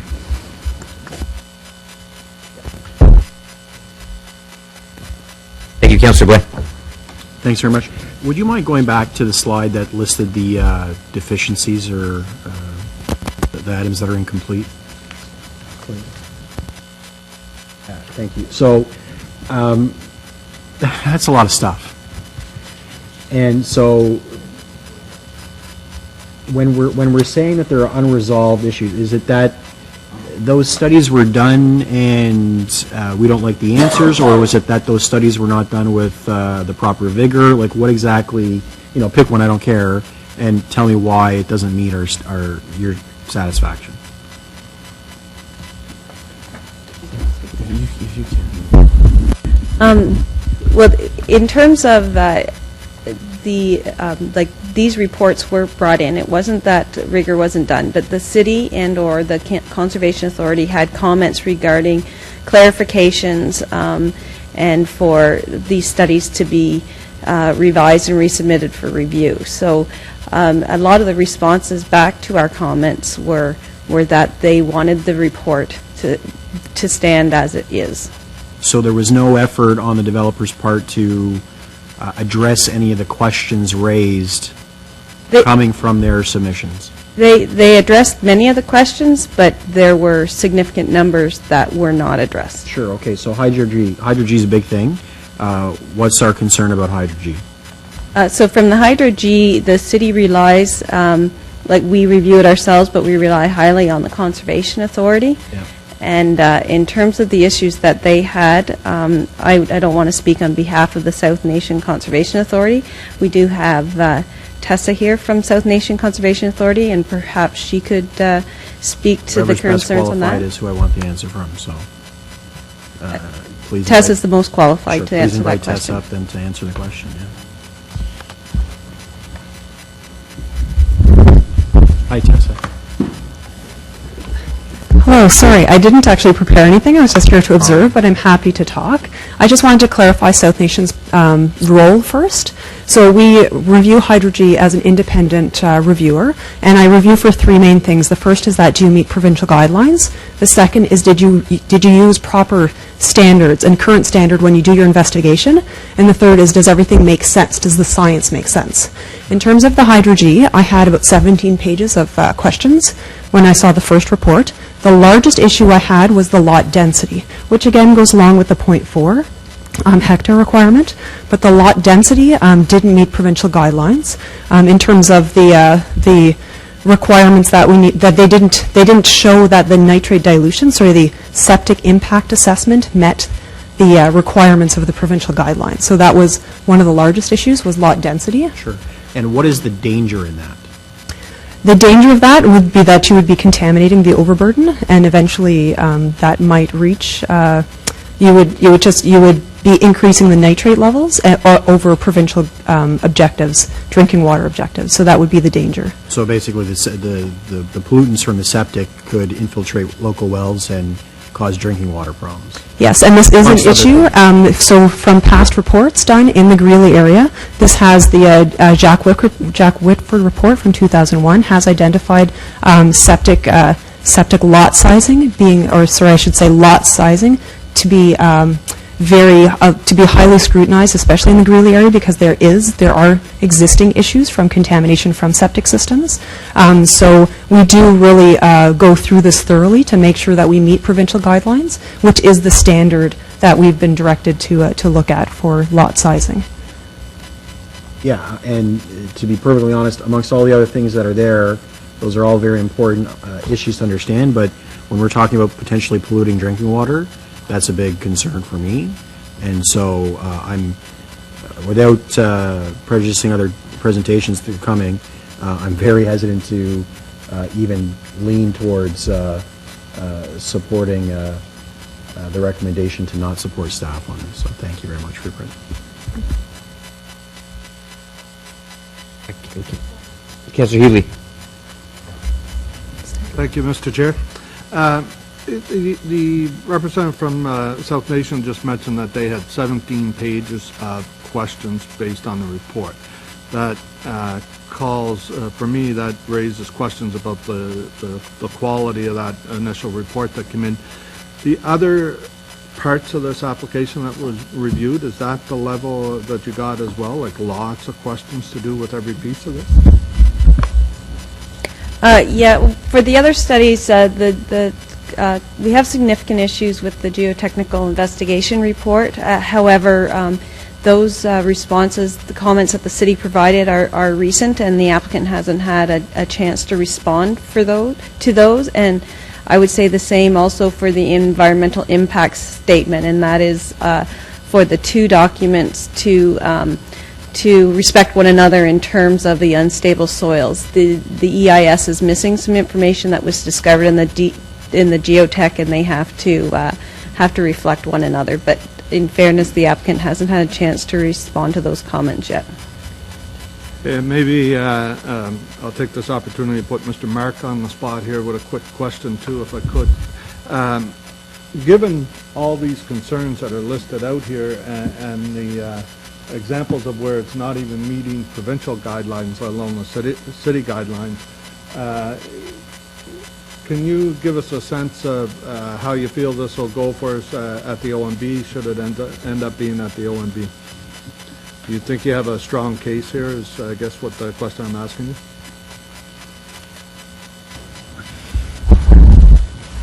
Mr. Chair, given the extent and number of concerns, I would think that the city would have a strong position in front of the Ontario Municipal Board. Well, thank you, Mr. Mark. Thank you, Mr. Chair. That's what I want to hear. Thank you. And we're just about to get to public delegations. I know Councillor Cherry wanted to speak, and then we'll go right to the delegations, and then we'll come back, and councillors will have a chance to ask any more questions, follow-up questions, and to provide some. Yeah, just a quick question, Mr. Chair, and I heard from Mr. McEwen speaking about the pilot project was only 1 year in across the street or in the same area. What will be your recommendation if to come back with the full review of that pilot project? Like when we have a pilot project, obviously we expect so many years in the making to be able to review it and give you your recommendation based on that. Chair, through you, to answer this question is a bit difficult because the pilot project really has to, we'd have to have a lot of information from that to decide if this is something that staff could support. Not just do these systems work, but are there monitoring processes in place to ensure that they work continually? And so that's what this project is really for, is to find out, how can we implement the recommendations of these draft conditions, and is this a viable process or for continual development? So we need to have more than just 1 year, definitely. How many? In terms of this development, it's a 6-phase subdivision, and these monitoring reports are to be submitted prior to the next phases being developed. So there's going to be still at least another 6 or 4 or 5 reports to come in to find out how this project is really working. Okay, thank you. Thank you, Mr. Chair. Thank you. Just to follow up on that, has the current applicant shown any willingness to do something similar, a similar arrangement as the Quinn Farm? Not to my knowledge, no. Okay, thank you. Okay, so we're going to go right to the speakers. Our first speaker on the item is Bill Holtzman. And I noticed you also have Stephanie Morris is also listed to speak. So you guys going to come up together? I take that as yes.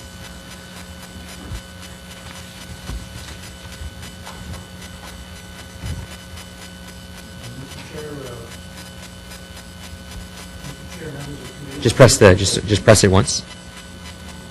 You're good. There we go. Okay. Mr. Chair, members of the committee, my name is Bill Holzman. The way we're going to structure this, if it's all right with you, Mr. Chair, is that we have 5 speakers. We're each going to take our 5 minutes. Obviously, after I finish, you ask me questions or whatnot, so we're in your hands for that. So I'm going to speak very briefly. I'm president of Holzman Consultants, the planning consultants on the file now. We also have Steve Walker, from Patterson, a professional engineer, who's going to deal with the Hydro G issues. We have Stephanie Morris, one of my associates, who's going to deal with some of the checks and balances that we propose to you, and that's the list of draft conditions of approval that we're putting before you now. We don't expect you to read all 129 right now and memorize them. We're going to have Jeff Stanley, who is the family that owns this land. Him and his father, Cecil, are here today, and they've owned the lands for many years. As well, then, to follow up and to summarize is Dan Anderson. He's one of the joint venture partners here. So I think it's worth taking my 4.5 minutes now to outline a little bit of the evolution of this project, because it is rather significant. Certainly relates to the issue of why we've proposed half-acre lots, or, sorry, 0.2 hectare lots on this. Now, the Stanley family have been a long-standing residents in the area. They developed a number of years ago, I think in the 70s, Stanley Park subdivision to the northwest of the site. As early as 2008, they met with the previous ward councillor and many stakeholders, and they talked about advancing this project here. They obviously were envisioning a certain number of technical studies, which they started in around that time, and they were basically ready to go for 2012, and they were, of course, guided by the policies in place during that time. So they prepared a number of the technical studies. They had a different consulting team working for them. They approached staff in the about August, September of 2013, and why I mention that date is OPA 150 came into, was adopted by Council December 11th, 2013. So 4 or 5 months earlier, they approached staff and they said, we've got this project here, we've always envisioned it, it's going to be very consistent with everything around it, basically the 0.2 hectare lots, and we'd like to move forward. So staff, rightly so, said you'll have to pre-consult with us, and staff, rightly so, asked for some materials. So it took a couple months to get the materials, and they got the materials in November of 2013. Again, we have this December 11th date coming forward. My understanding was, we weren't retained at the time, EXP consultants were handling the work for them at the time, that they had set a pre-consultation date for December 5th. Well, there was an illness by staff, and those things happened, but that meeting was put aside. But it was supposed to be put aside, again, I understand, for only a couple of days. But again, if someone's sick, they're sick. But unfortunately, what happened was, for this particular file, was that the OPA 150 was adopted, which introduced 0.4 hectare minimum lot size in all villages, under some rationale, which others will talk about. And then the pre-consultation occurred on December the 17th, so just shortly thereafter. At that meeting, the Stanleys were there, Jeff was there, and he was shocked to hear that Council a week earlier, a few days earlier, had adopted OPA 150 that included, amongst other things, a larger minimum lot size, no matter what, in the villages, and they were floored.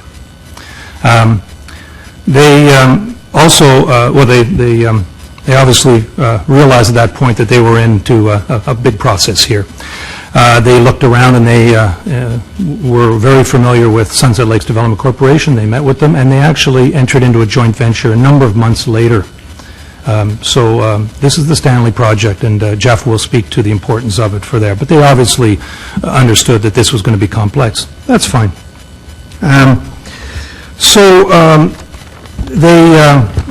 They prepared all the reports and the plans, and they submitted them in December 2014. Staff reviewed the materials for completeness, not whether they answer every concern, and I don't want to mislead you. And they actually deemed both the subdivision application and the rezoning or zoning bylaw amendment complete for the purpose of circulating.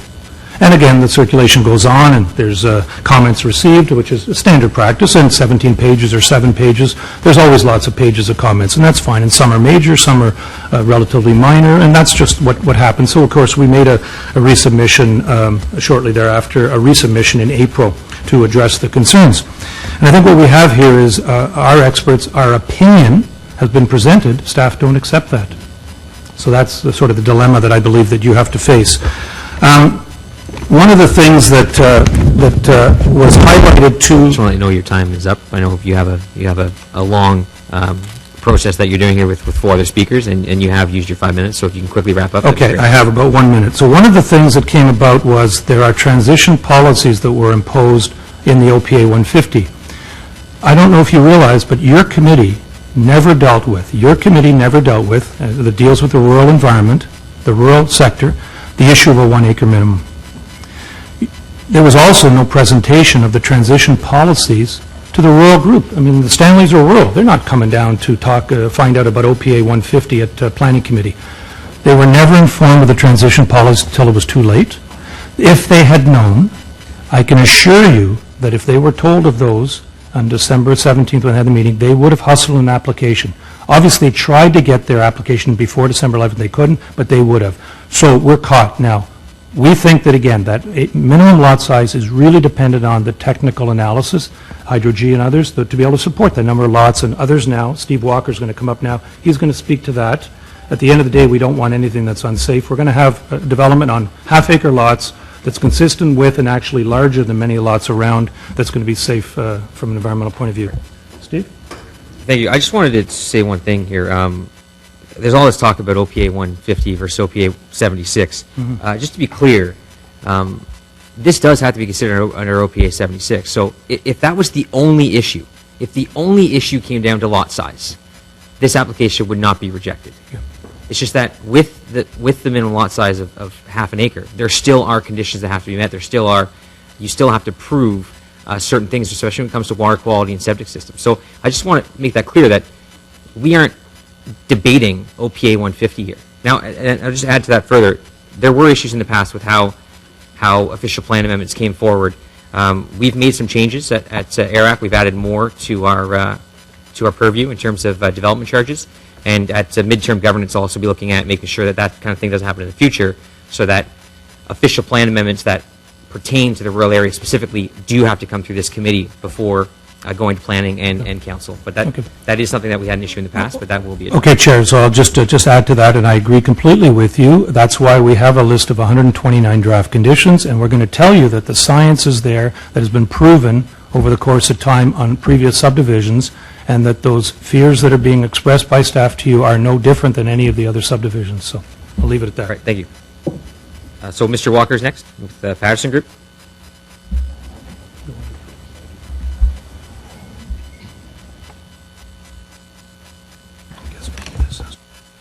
Thank you, Mr. Walker. So you have 5 minutes as well. Thank you, Mr. Chair. I'll try to be quick. Thanks.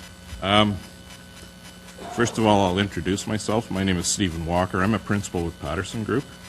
I'm a licensed professional engineer in Ontario, and I've been practicing for 38 years in the areas of hydrogeology and geosciences. Our firm has been practicing in Ottawa for 60 years.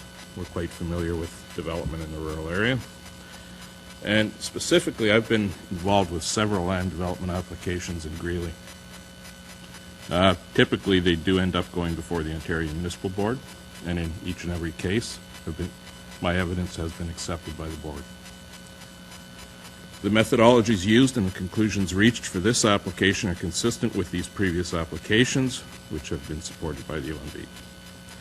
Without getting into the details of this application, the committee should be cognizant of the fact that the development of Greeley has proceeded in a manner that ensures a safe and reliable source of drinking water. Approximately 13 years ago, and Tessa alluded to this, the city had put a freeze on development in Greeley so that they could conduct the necessary studies to confirm whether or not the development of Greeley could proceed at the 0.2 hectare village lot size that existed under the official plan. A very detailed study using sophisticated groundwater modeling techniques was commissioned by the city to Jake Switford Limited.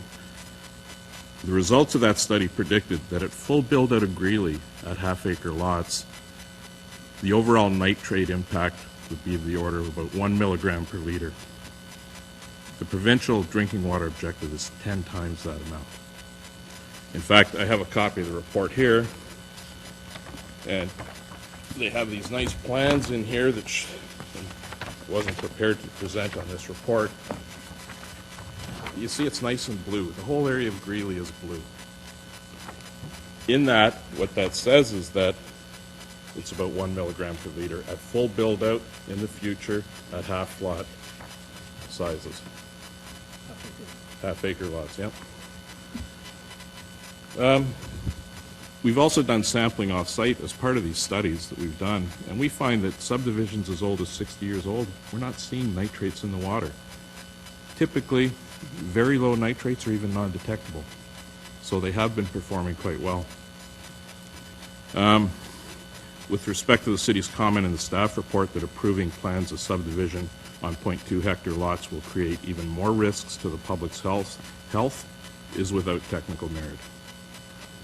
As mentioned above, the city's own experts have concluded otherwise based on scientific analysis. With any development on private services, subdivisions are phased so that no more than 40 lots can be developed at one time, and I think we heard that. So prior to release of the next phase, there will be more hydrogeological studies to confirm that things are working. We want to make sure that things are working. If they're not, you have to revisit the report and revise recommendations accordingly. If everything's fine, then we proceed. And that's what's happened in the past. We find everything is fine in these phased developments, and they proceed as proposed.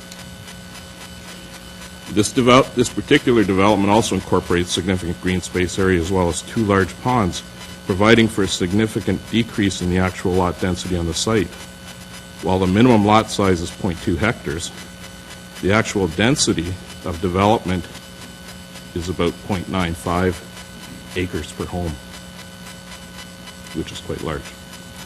Our analysis indicated that this parcel of land under the proposed design concept could support 156 lots using nitrate dilution methodologies. This application is proposing 103, which is a lot less than what you could technically, from a scientific point of view, allow. The other issue that appears to be a concern by staff is the presence of peat soils in the eastern portion of the site, which is probably not much more than 5% of the area to be developed. Our experience in the Greeley area is that peat existed in other subdivisions as well, which are now currently developed. Deeper peat deposits are also quite common throughout the urbanized areas of Ottawa, such as Vanier, the Dow's Lake area, north of Carling, Morrison Drive. It's widespread through the city, and you deal with it. There are ways to deal with it. And on this particular site, in most areas to be developed, the actual thickness of peat is nothing more than the thickness of a topsoil layer. It's only described as peat by the texture of the soil. In summary, it is our opinion that this site can be safely developed at the specified density of 0.2 hectares per lot. In addition, it is our opinion that, and the opinion of others, that the Greeley area has a high-quality groundwater aquifer, and that will continue to supply a safe drinking water supply in the future. Thank you. Thank you. Do you have any questions for Mr. Walker? Yep. Councillor Healy? So, thank you. If I understood you correctly, you're saying that the reports that the city are relying on nitrates in the water in that area are not correct? That the whole area could be done according to your proposal and not have any treatment to the nitrates? No, this report actually confirms what we're saying. The city's report that they commissioned 13 years ago.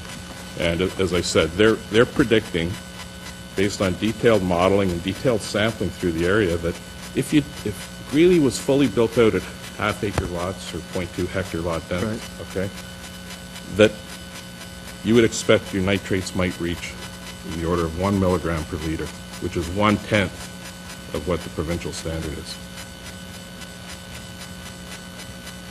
Did staff want to comment on that? That's quite a difference from what we're saying. I can't speak, through the chair, I can't speak to this review of that report, but we've invited Tessa back up here again, who I'm sure was one of the ones who reviewed the report. I reviewed Patterson report for the subdivision.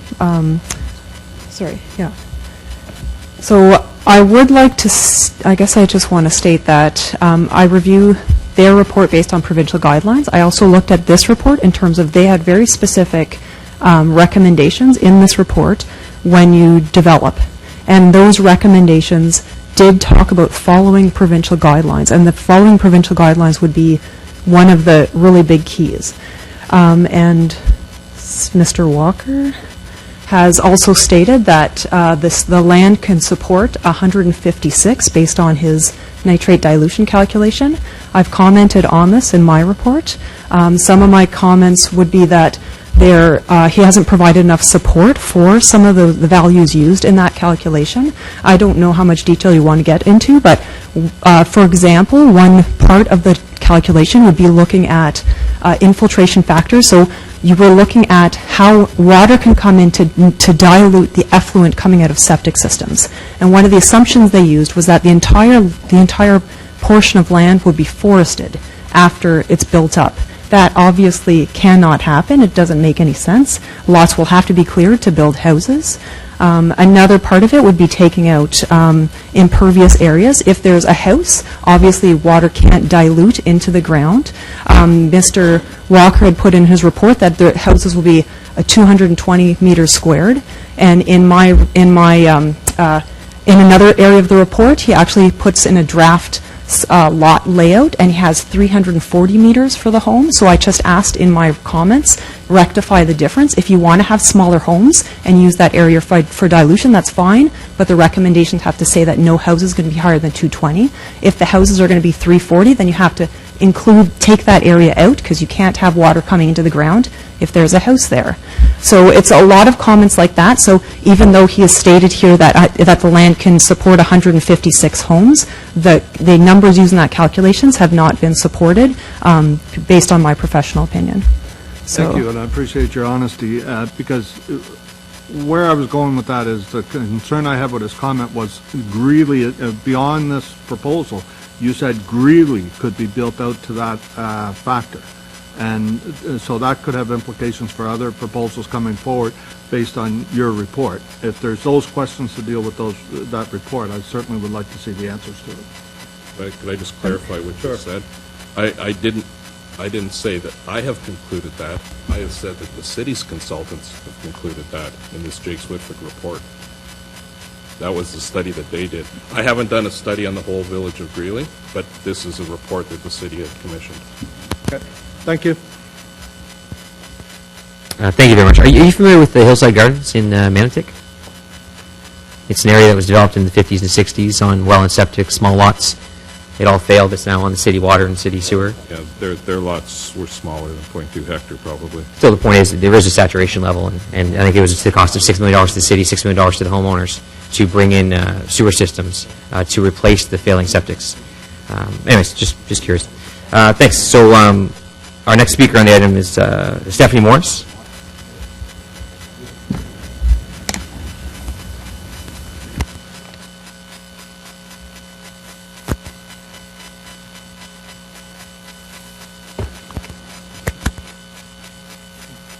Good morning. My name is Stephanie Morris, also of Holzman Consultants.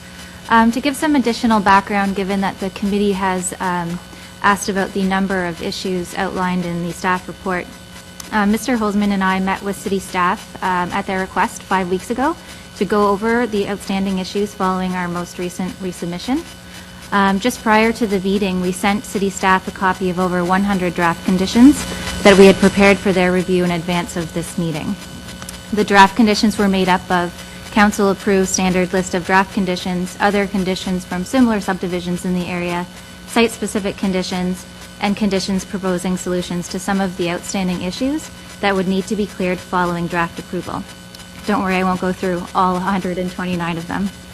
The draft conditions proposed would offer the necessary checks and balances that all of the outstanding issues would be resolved prior to registration. At the meeting with city staff, we were told that the issue was not the minimum lot size policy in OPA 150, as has been discussed today, and that it is presently under appealed. We were instead told that the issues boiled down to hydrogeology, and then the presence of peat, which staff did not deem to be adequately addressed through the EIS and geotech. Following the meeting, we inquired whether written comments of the outstanding issues would be provided so that we could appropriately respond. We were provided with those comments just this past Tuesday, and they have all already been responded to or can be addressed through following draft approval through the clearance of draft conditions.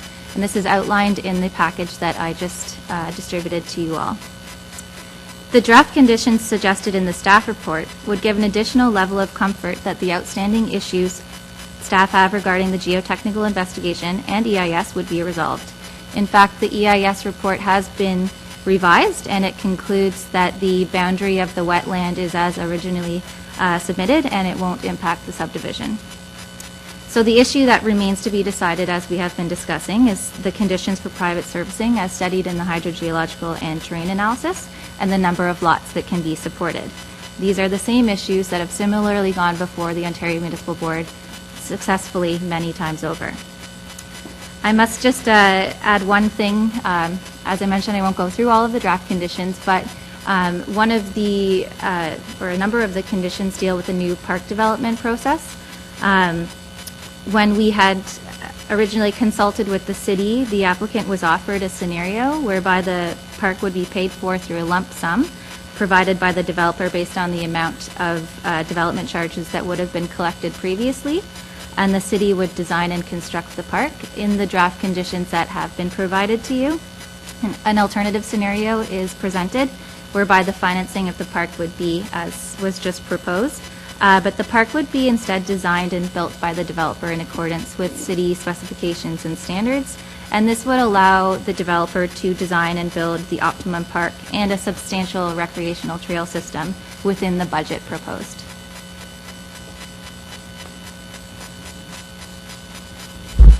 Thank you. Do we have any questions for Ms. Morris? None? All right, thank you, Stephanie. Appreciate taking time. Our fourth speaker on the item is Mr. Jeff Stanley.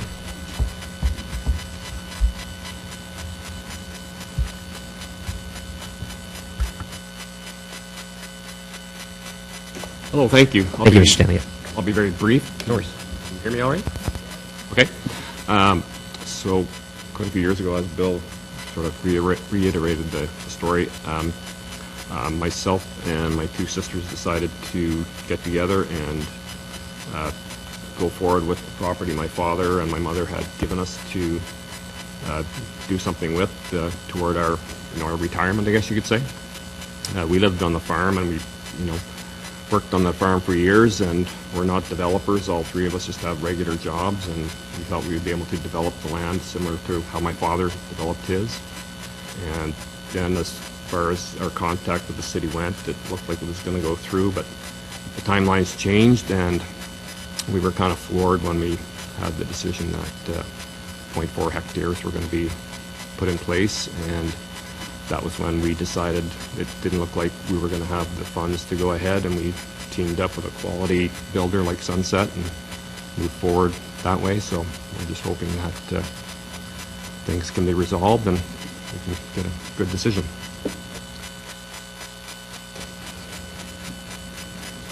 All right, appreciate that, Mr. Stanley. Councillor Drews? Question. I just want to thank Jeff for being here today. The Stanley family has been in Osgood Ward for a long time. They grew up on a farm, and also they own a farm west of this subdivision, and I know that it was all built in the same and similarity of that subdivision that we're building.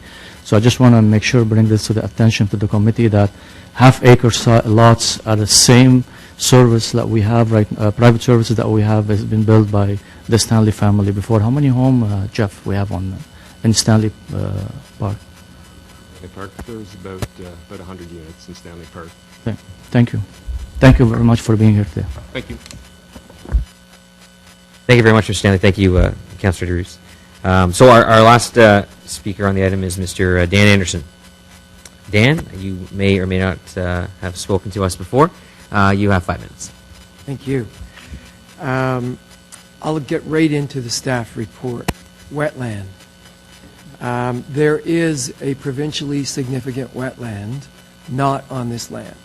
It is located, you can see off to the left, the property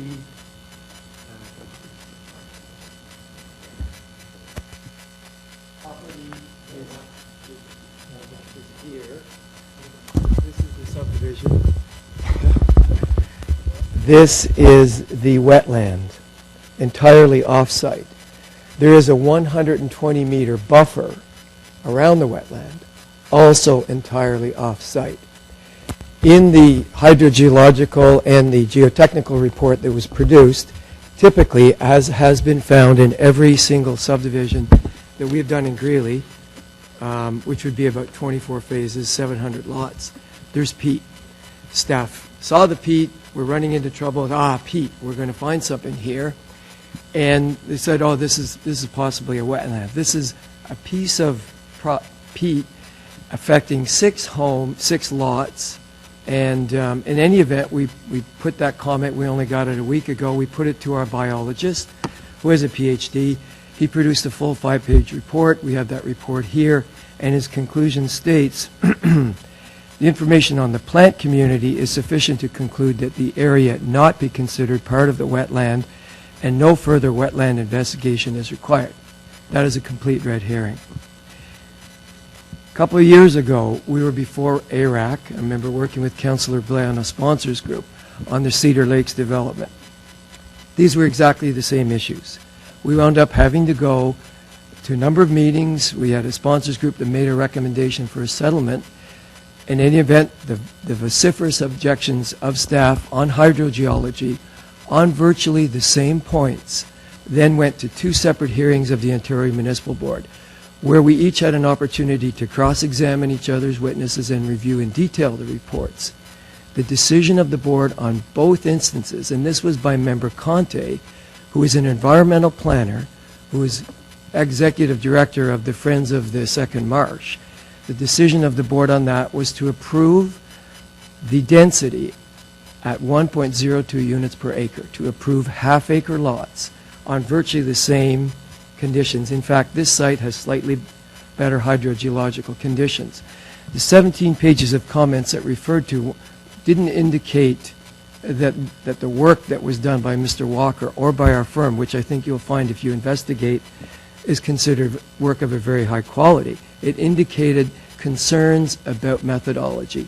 And each time there is a new hydrogeologist and a new set of academic concerns that are very difficult and with respect, very, very concerning to a board that has given a statement, this is going to affect the drinking water, this is going to ruin it. And yet when we have the time to deal with the facts, uniformly the decision comes down. So recently we just did this, and my question is, why are we going to do this all over again? We just had a decision of the Ontario Municipal Board on the same facts that said 1.20 units per acre is safe in these circumstances.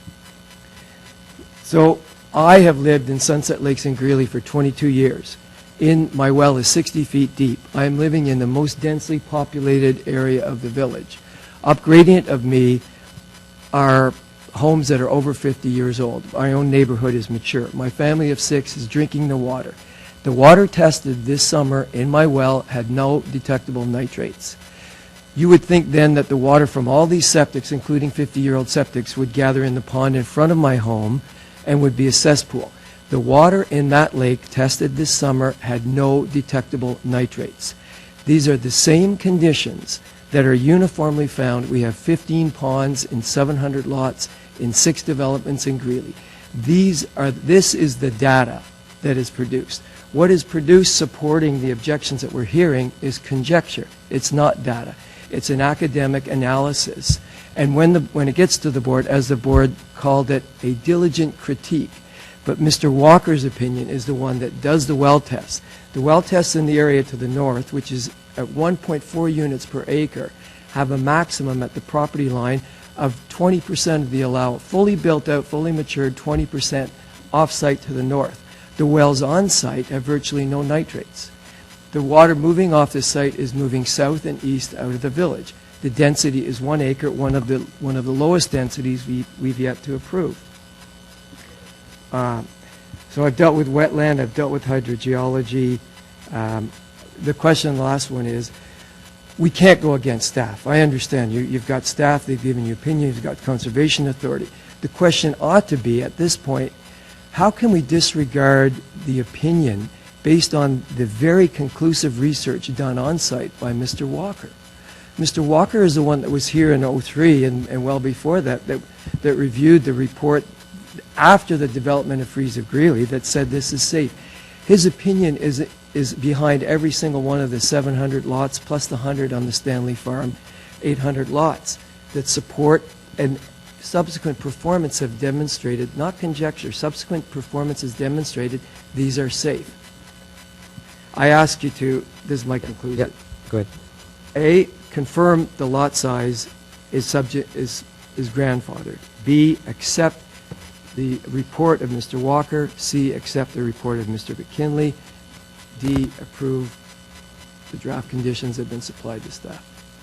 And I'll take any questions. Great. Thank you, Mr. Anderson. Do we have any questions? Councilor Drews? Yeah. We'll just ask Dan, how many subdivision you developed so far in the similar, and how many home we have right now in Greeley? We have 700 lots in 6 communities. They're approved in phases, so there would be approximately 24 phases. They would go through a hydrogeological report and then a subsequent performance report for each phase release. The performance reports typically show, and have typically showed, no nitrates in the well reports. Now, there was mention this a year after. We have performance, I have well reports going 22 years after the original. No nitrates. Thank you. Think any other questions for delegation? No? All right. Thank you, Mr. Anderson. Thank you, Mr. Holtzman. All right, so... I have closings. Yeah, so do we have any questions, any further questions for staff? I know that we did ask questions before delegations. Any questions stemming from the delegations? Seeing none. Councillor Drews, you wanted to speak? Yeah, thank you. Thank you, Chair, and thank you for everybody for being here today to speak about this subdivision. Can you hear me?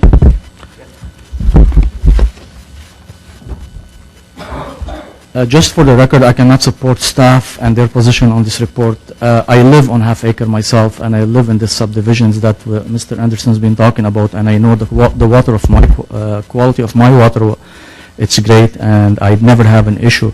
Again, I'm not scientist. I was going to talk lots about the lot sizes, but I guess staff and we agreed to disagree on 150 OPA versus 76.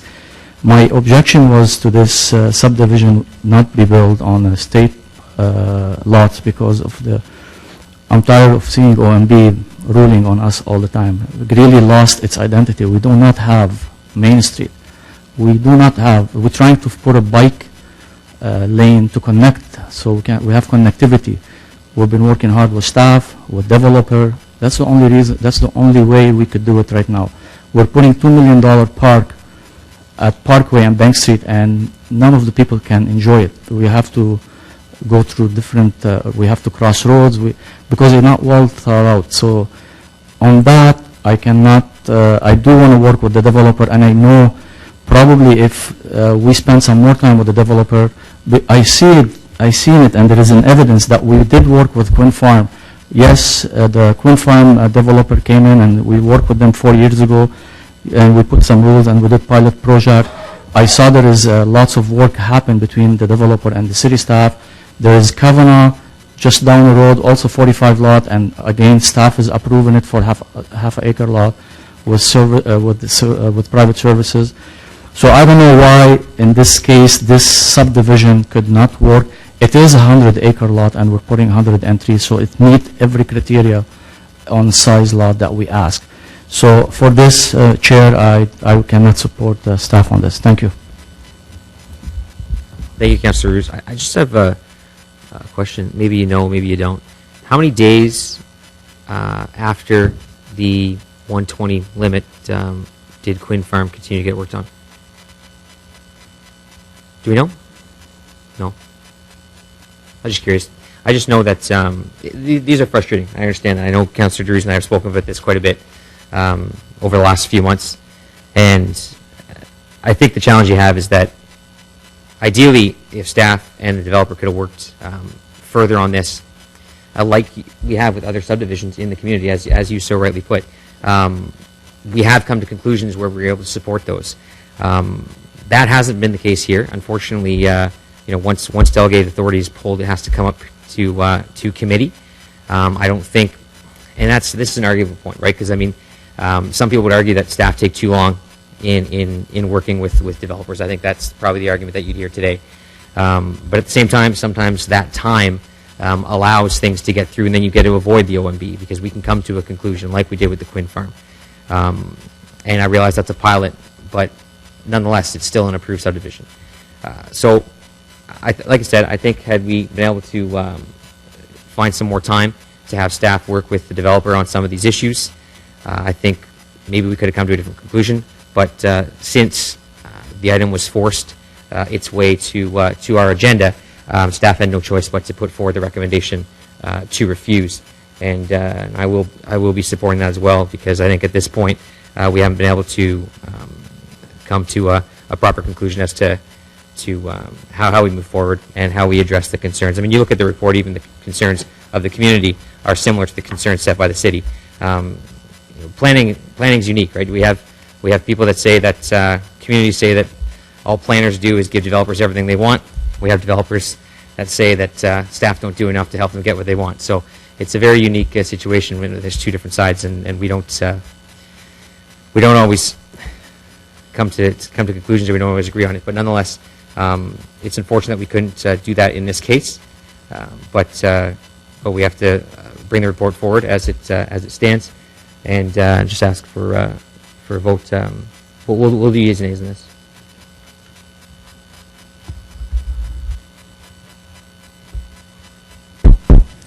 Councillor Blair?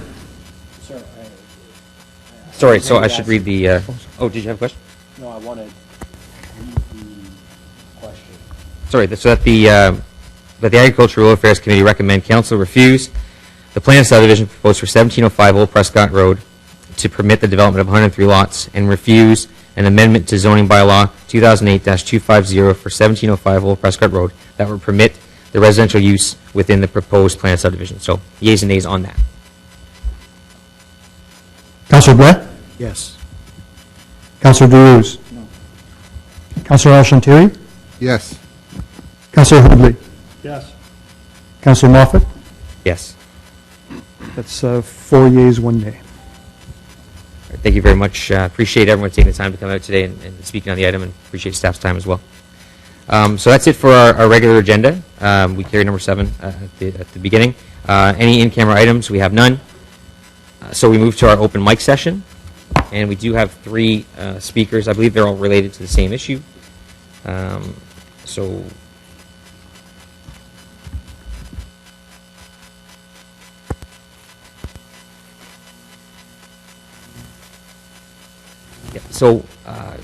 So our first speaker, we have a couple other elected officials in the room, and they're both going to be speaking to us today. So we have Mark Fisher with the Ottawa Carleton District School Board, but our first speaker, I'll invite Lisa McLeod, who is the MPP for Nippy and Carleton. Well, they can come up together, of course.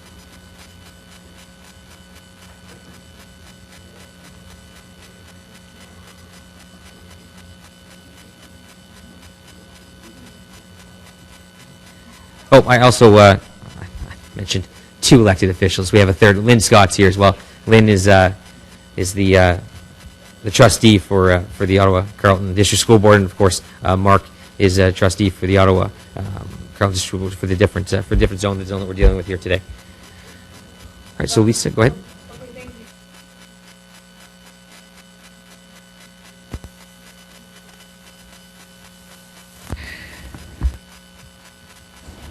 Okay, so thank you very much. We're here today for an issue that is of mutual concern for all of our constituents in rural Ottawa, and that is the busing situation as it pertains to the consortium, OSTA, and the 12,000 new routes that they have put in for this school year.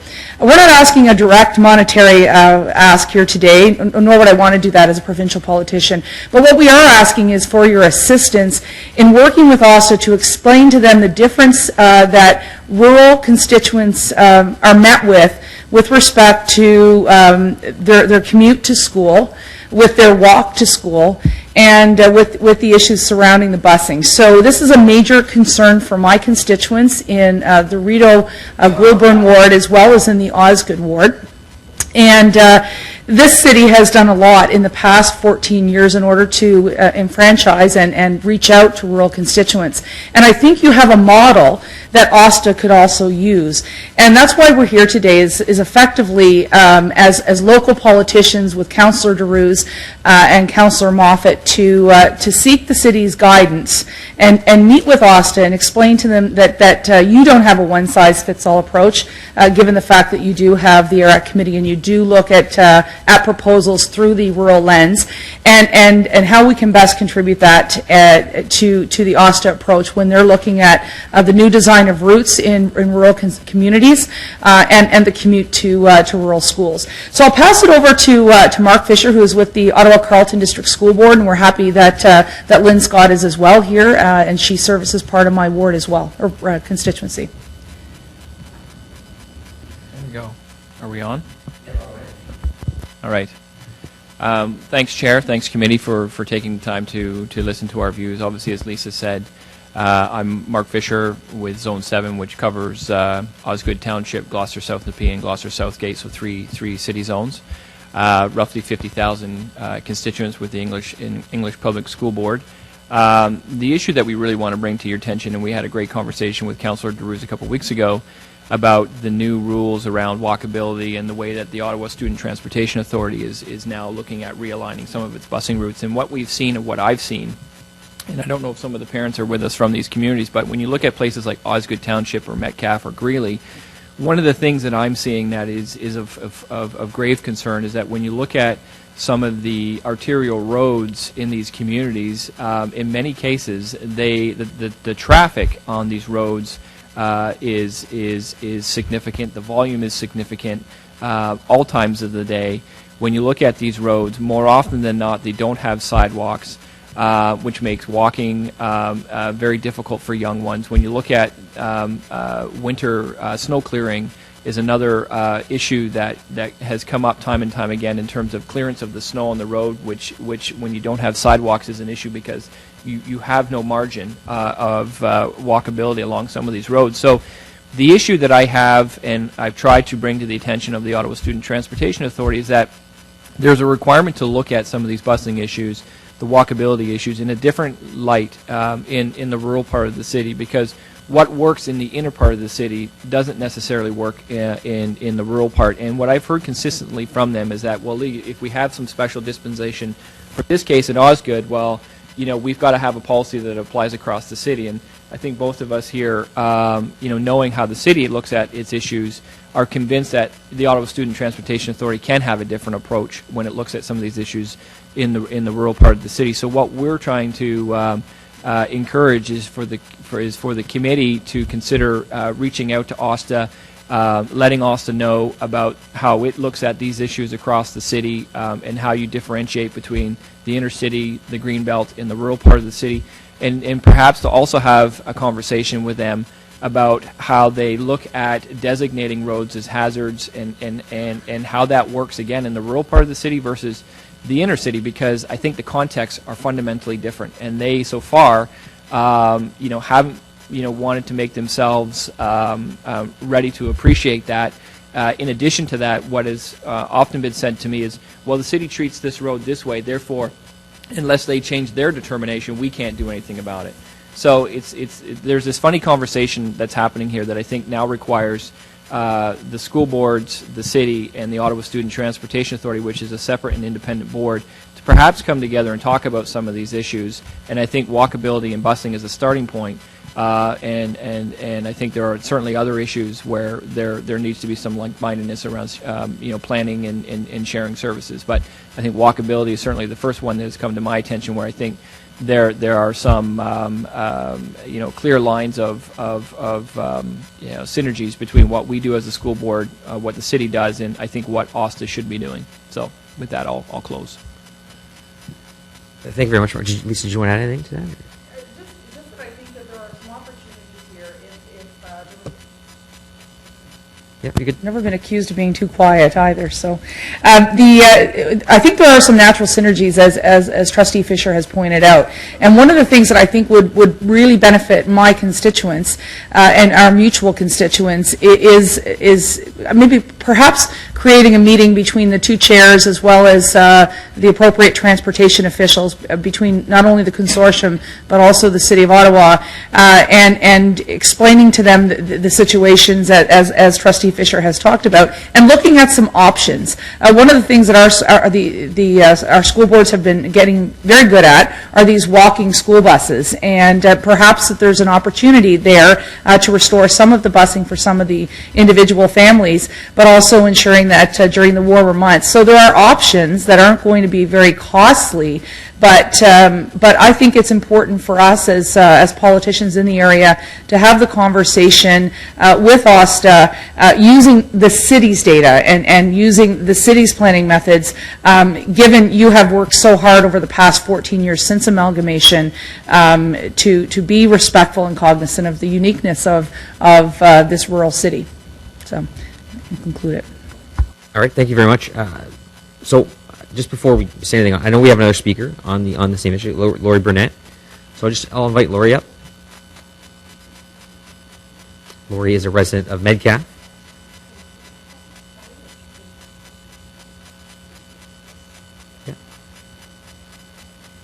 Yeah, go ahead, Lori. Thanks. Thank you. I'm one of the concerned parents. I'm in Metcalfe. Back in March, we got the letters that the kids are going to be walking within a 1.6 kilometer zone. I'm just on the outskirts of the Metcalfe line, so I did a quick calculation and did a measurement 2 different ways, and I was over that amount. Then when I got in touch with OSTA, they have my sons walking up a city path that cannot be maintained during the winter because there's a wooden bridge. But because it's a city path, that's how they're to get to school. So therefore, I am in the walk zone because that will bring me within that walk zone. But the way that they actually have to walk is, they have to go through the original village footprint. They have to go through 3 roads where the road is actually only 6.5 meters. It was designed for horse and buggy, not for city plows. If they're walking down those streets and there is a city plow, they have nowhere to step on. They'll be on somebody's property or in snowbanks. It's actually an art to see this snow plow removers do the snow removals down those small roads. So OSTA is basically back at, we use city data, you're in the walk zone, deal with it. So that's when I started to get Councillor Drews and Mrs. McLeod and Mr. Fisher involved to try and help me for them to realize that we aren't the city, we don't have the lights. That's another thing.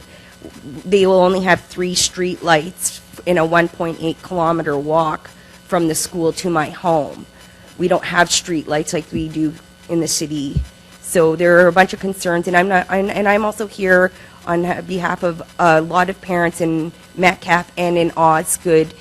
We currently do have a petition going. I couldn't get it here on a formal basis, but it is a very big concern for us in our rural community. So, yeah, and it's both boards, Catholic and the public, are right beside each other, the schools, so all the kids have to walk to the same vicinity.